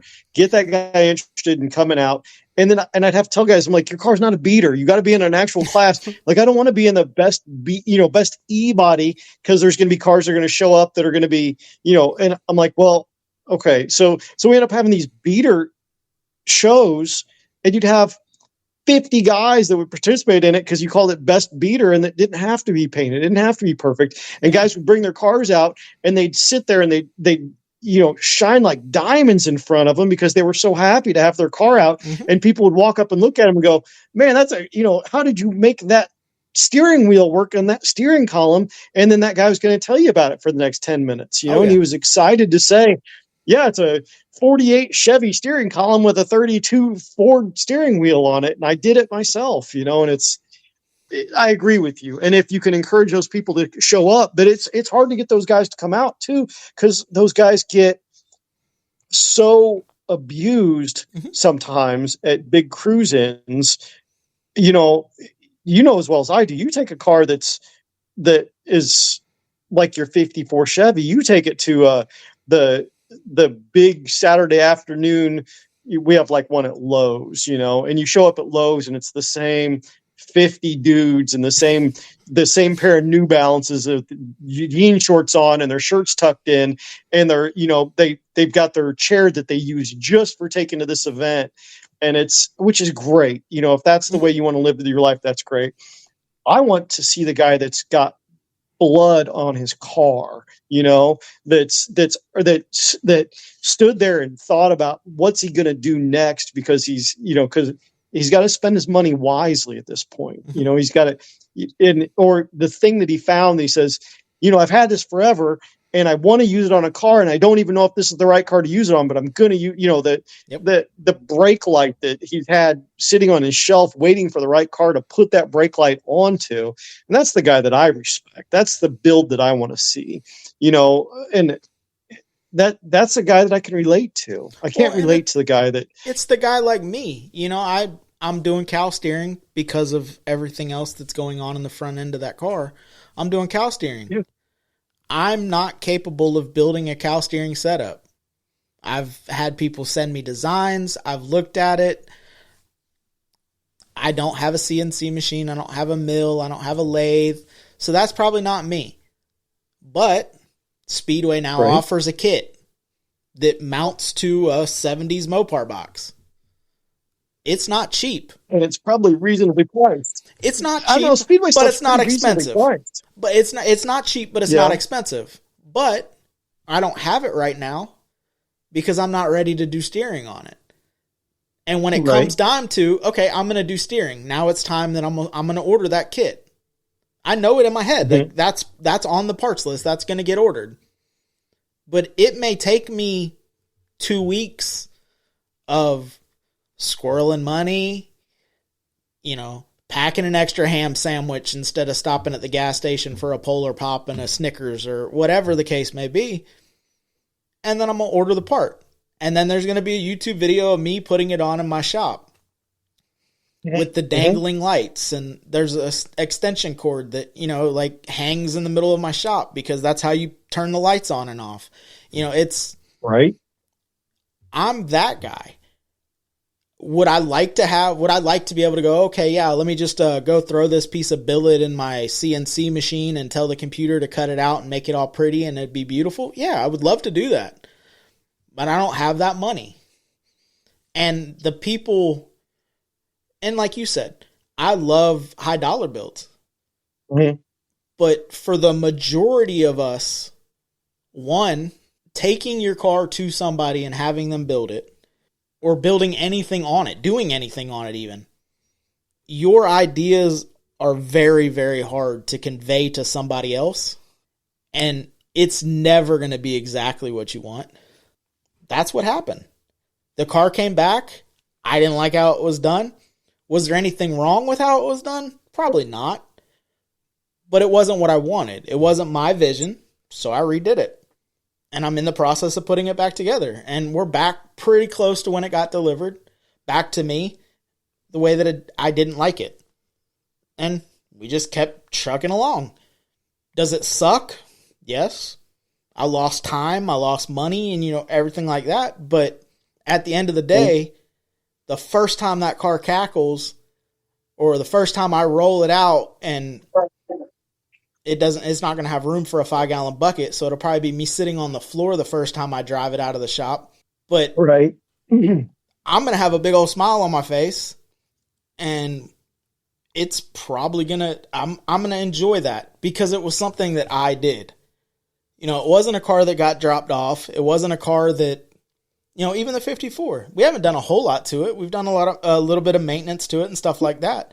But Ashley's donated blood, sweat, and a fingernail to that exhaust manifold. That was how I figured out. That was how I figured out that I was marrying the right one. She caught her fingernail on an exhaust manifold, ripped that joker back. It was bleeding all over the place. She said a couple 4-letter words, walked away, and about 10 minutes later, she walked back up and she said, "Okay, what do you need?" And I went, "You're back." And she's like, "Yeah, we got to do this." And I'm like, "You're hooked. If a car can beat your ass and you want to walk back up to it 10 minutes later and not with a hammer in your hand, you're it. This is what you know as well as I do. You know as well as I do that your friends that are successful car guys, it's because some woman supports them. Oh, yes. And supports the hobby and stands behind them and comes out. The other day I had to have my wife come out do it. So the other day I had to have my wife come out and help me roll a car into the shop, and she got out there, got dirty. We got it done. She shot a little video of it and a lot of women won't do that. A lot of women don't have any interest in cars, but man, if you can find one that does, you better. Well, when the Model A, when we dropped the Model A off, I had the way our yard's set up is I couldn't get the trailer to be to where I could just roll it into the carport. So I had to unload it in the middle of the ground. And Model A's are heavy as fuck when they got all that wood in them. Like it's surprising that little 4-cylinder would push it. And I'm like, man, I don't know how I'm going to do this. And Ashley's like, well, we got a 0-turn mower. And I'm like, okay. And she's like, I'll sit on the front of the mower and I'll lock my knees out and you just push me into the car and we'll try to push it up in there. And I'm like, there you go. I'm like, I'd rather be the one that's pushing it, but I also understand that the 0-turn is a little finicky. So we'll go with, I'll be the driver. And yeah, and we got it in and I went, okay, probably not the best idea, but it worked and we got it there. And that's what 90% and accomplishing something with your wife too is a good thing too. And, getting along and 90% of working on a car is figuring it out. And she always, I don't know that much. You don't need to know that much. Some of the simplest stuff, and I've been out there, which majority of maintenance work, she's out there with me. The fabrication stuff, she can weld. She's played around with the welder. If we're bored and I got scrap metal, she'll weld it together and, she enjoys that. But the trying to figure out how to make that metal work the way that it needs, she doesn't care about it. And I get it. But I'll be working on something and I'm staring at it and I cannot okay, so this is a square peg. That's a round hole. I don't see any way. And I'll be staring at it and she'll be standing on the other side of the car and she'll go, if you turn that peg around, it's round on the other side, and it's just a different perspective. The little kid. And you never even saw it till considered. Right. Or the little kid, you walk by and your trailer lights aren't working. And you're like, man, what the hell? These trailer lights work every time. What? And a little kid walks by and goes, well, if you plug the lights in, they probably work. I was standing at Applebee's one time and I was washing my hands in the bathroom and like an idiot standing there waving my hand in front of the paper towel machine. And I'm like, and this kid walks up and he's like, and he walks up and he hits the button and it sticks paper towel out.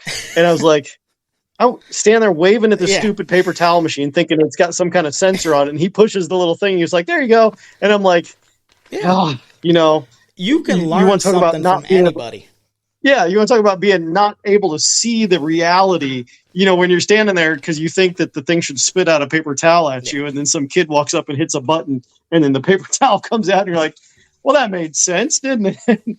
But you're right. And me and my wife do the same thing. She'll come out and I ask her to come out and just look at things with me. Sometimes I'm like, just look at this and tell me, does this do anything for you? How do you feel when you see this part? How do you feel when you see this?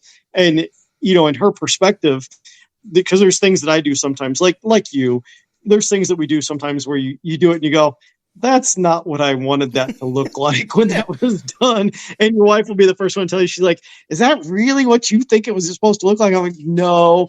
And she's like, that's going to have to be redone. And like, okay, you're right. That wasn't what I had planned.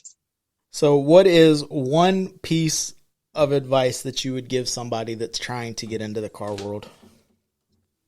Piece of advice to start off in the car world? Yeah. So somebody that, they have an interest, but they're not necessarily, in it.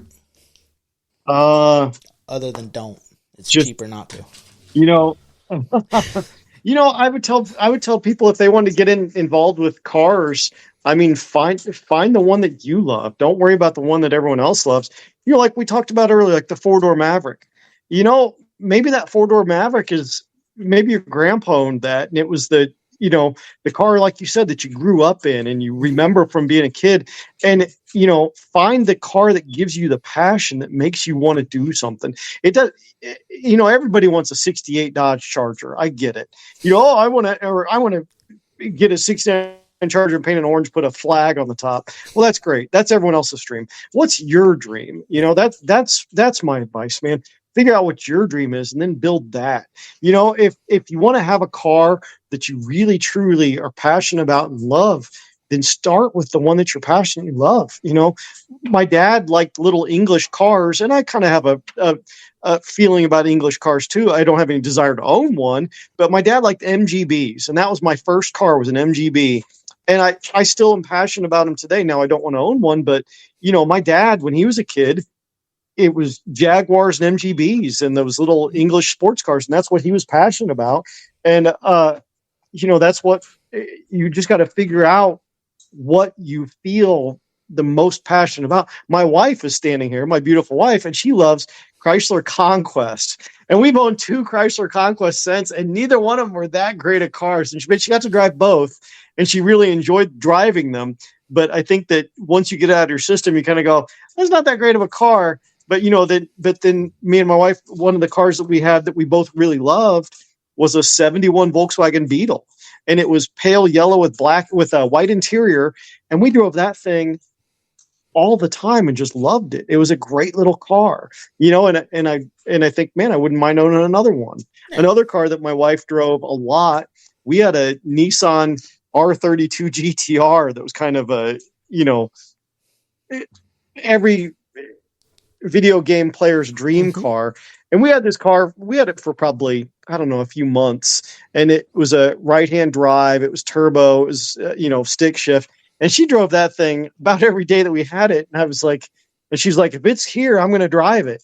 And there was another car that, that we've been passionate about. If you asked her right now what one of her favorite import cars we ever owned, she'd probably, the R32 GTR was the one that she loved.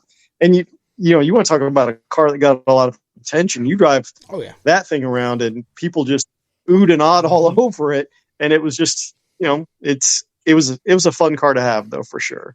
But no, my advice would be find what you're passionate about and go after it. If it's you want a giant mud truck, great. You want a car on 30-inch wheels, great. You want to have engraved nuts and bolts on it and a low rider with 1,000 different colors of paint, go for it. But the other thing too is make it achievable. Make it something that, you can dream the biggest dreams in the world, but if you end up with that car that sits in your garage and and it becomes a catch-all for just your junk, and everything's sitting on top of it to the point where you can't even work on it, that doesn't do you any good. Make it achievable. Make your goal to get it on the road. And because I'll tell you, the best day you have in a car is the day that you get it out and run it and drive it. That first time you drive it, and it's not going to go well. It's going to leak. The brakes are probably still going to need bled. You're going to have a flat tire. It's going to run out of gas. I don't know how many times I've jumped in a car so excited about driving it, and you're like, I have like a gallon of gas in this thing, and you call your wife up, and that call of shame where you have to call your wife up and go, baby, will you please get the truck and a tow strap and come get me so we can get home? We've all been there, but Oh yeah. Whatever you're passionate about, but make it the goal achievable. Get a big piece of cardboard and a Sharpie and write it down and organize it and make it happen. Check something off the list every day. I'm a firm believer in that. Make the list. Today it's wire the taillights. Great. Get out there and wire the taillights, and don't spend all day looking at it. Get out there and make it happen and make it achievable. Don't, not everybody, if your dream is to have a McLaren, then maybe you need to look again at what your dreams are. If your dream is to own a McLaren and you're, fresh out of school and, just starting out of trade school and you just got your new job, maybe $1 million car isn't your goal, And make also, it something. And this is speaking from experience with the current Model A. Also, if you see a car that a lot of people don't build, or you don't see a lot of them, there may be a reason for it. 4-door Model A's, probably not the guy that doesn't want to do metal work. My wife just said conquest. Yeah. You got to remember we're Mopar people, so that hits pretty below the belt for us. So, no, like there's a lot of 4-door Model A. Beautiful. You can find any part for a Model A. If it's a 2-door sedan, a coupe, a roadster, any of them, you can can find metal for those cars. Basically the whole body. Yep. You call it Brooksville and get your whole body if you wanted to. Not a 4-door. They make nothing for a 4-door. Do you know what? You'll learn faster on that car, just like you were talking about metalwork. When you need that part and you go like, okay, well, I've got a sheet of metal over here and I've got a welder and I've got, I can make the shape. I've got cardboard technology. I can make it out of cardboard and I can go make it out of metal, and I can make something that'll work. And, it's one thing to open up the catalog and buy something. Anybody can do that, but and Speedway Motors, you use Speedway Motors as an example. Mm-hmm. Speedway Motors sells things that you can't buy anywhere else, and they're reasonably priced. But, if I had a choice between a brake light that I found at a flea market in the middle of nowhere because we stopped and we wanted a cold drink, and I saw this clever little light and I bought it, and I said, someday I'm going to use this, and it's rusty and it says stop when it lights up. And it, certainly Speedway Motor sells the exact same thing, but this one I can sand it down. I can paint it. If it needs a little filler, I'll throw a little filler on it. I'll polish the light out. And when I put it on there, I've got a story to go with it too. Yep. So maybe the 4-door model, and maybe the 4-door is the model that you really want, And it was. And that's the one that you can be proud of. Whenever I sat down to do the project, when I was trying to look for a car, that was the car I wanted because of the 5 windows. Most Model A sedans that are going to sit like that car when it's parked are 2-doors. So you got the 1-door window, a big back window, and then the little mail slot back window on the back of the car. This car is going to have 5 windows down the side. There's not going to be glass. I'll tell you one thing I know. But now, see, I like crackled glass too. Old school glass with just, if it's got a crack in it, but it's still holding together, I'm running it. I love old car glass. I love the way it looks. Yeah. When you clean it and it's got, imperfections in it, and it's, there might be logos in it. I love old, like if it happens to have, say you buy something, it happens to have an old dealership logo on it or something like that, or an old sticker that somebody put on it, like that 53 New Yorker I showed you. I figured out, so I have no history at all in it, of anything in the whole world on it, except for the fact that it has some kid's high school parking permit sticker in the window from someplace in Oregon called McMinnisville. This kid drove this car to this high school in Oregon, and now it's here in Indiana. And the only way I know it is because it has that sticker on it, and it's, and it earned the right to be there. And it's, once again, I like seeing things that are real like that. So before we get out of here, is there anybody that you'd like to give a shout out to? Any sponsors or anything that you'd like to? I'll tell you, Scott from Aces Fuel Injection, man, he believes in me enough to sponsor me. I'll tell you another one is Travis Bell, because Travis thinks I'm the king of 440s, 440 Mopar motors. Gotcha. And it's neat to have somebody respect what you do enough where somebody says, who knows everything there is to know about 440 motors? And Travis Bell tells somebody that I respect, he said, Dave Christie, you call him, you ask him a question about 440s, he knows it.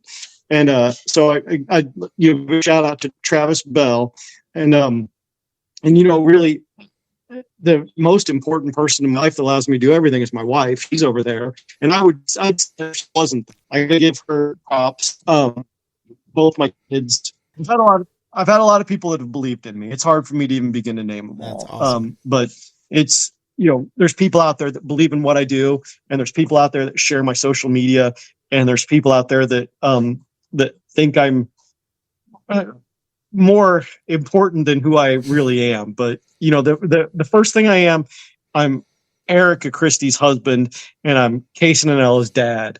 And then I'm a man of God, and then after that I'm totally love and respect all my followers. Yeah, we always joke that we're podcasters with a dream. I'm not a fabricator. I'm just a podcaster with a dream.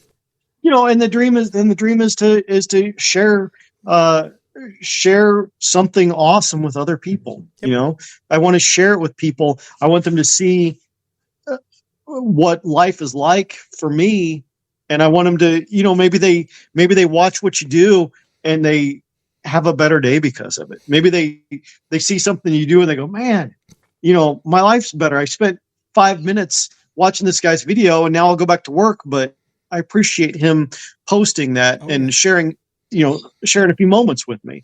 Well, and it's weird. You don't meet all these people. It's weird because I've thought of that, I don't feel like putting a video up or a reel or whatever it is at the time. And I'm like, I'll spend all week editing a video. And then I'm like, I don't want to put this up. But then if you don't, people reach out to you and like, hey, did you forget the video, or did I miss it? And it's like, you want to see, you really want to hear from me, and it's like, it's awesome on one hand, but it's weird because recording an intro and you're talking to your camera or talking to your phone or whatever you're recording on. And it's like, nobody wants to hear this, but people actually do, because like you said, it gives one, relatability, and two, maybe that guy's sitting at work and he's like, I don't feel like working on the car tonight. And then your video, he sees you go out and wire a taillight up. And he's like, well, shoot, I can go make that small step tonight. I can go make, I don't need to put the motor in tonight. Let me just go get something done. And small steps will make big progress. But they motivate me. My followers motivate me. You go on there and you think to yourself, like you said, you make a video. Sometimes you make these videos and you're like, man, how many times have you made a video and you go like, I'm not going to share that. Okay, I'll share it, or stuff that you don't share, and then you share it and a guy comes on and goes, dude, I love the way you did that. I love how you did it. Tell me more about this. Tell me more about that. And your work is awesome, and I appreciate you coming on and sharing it.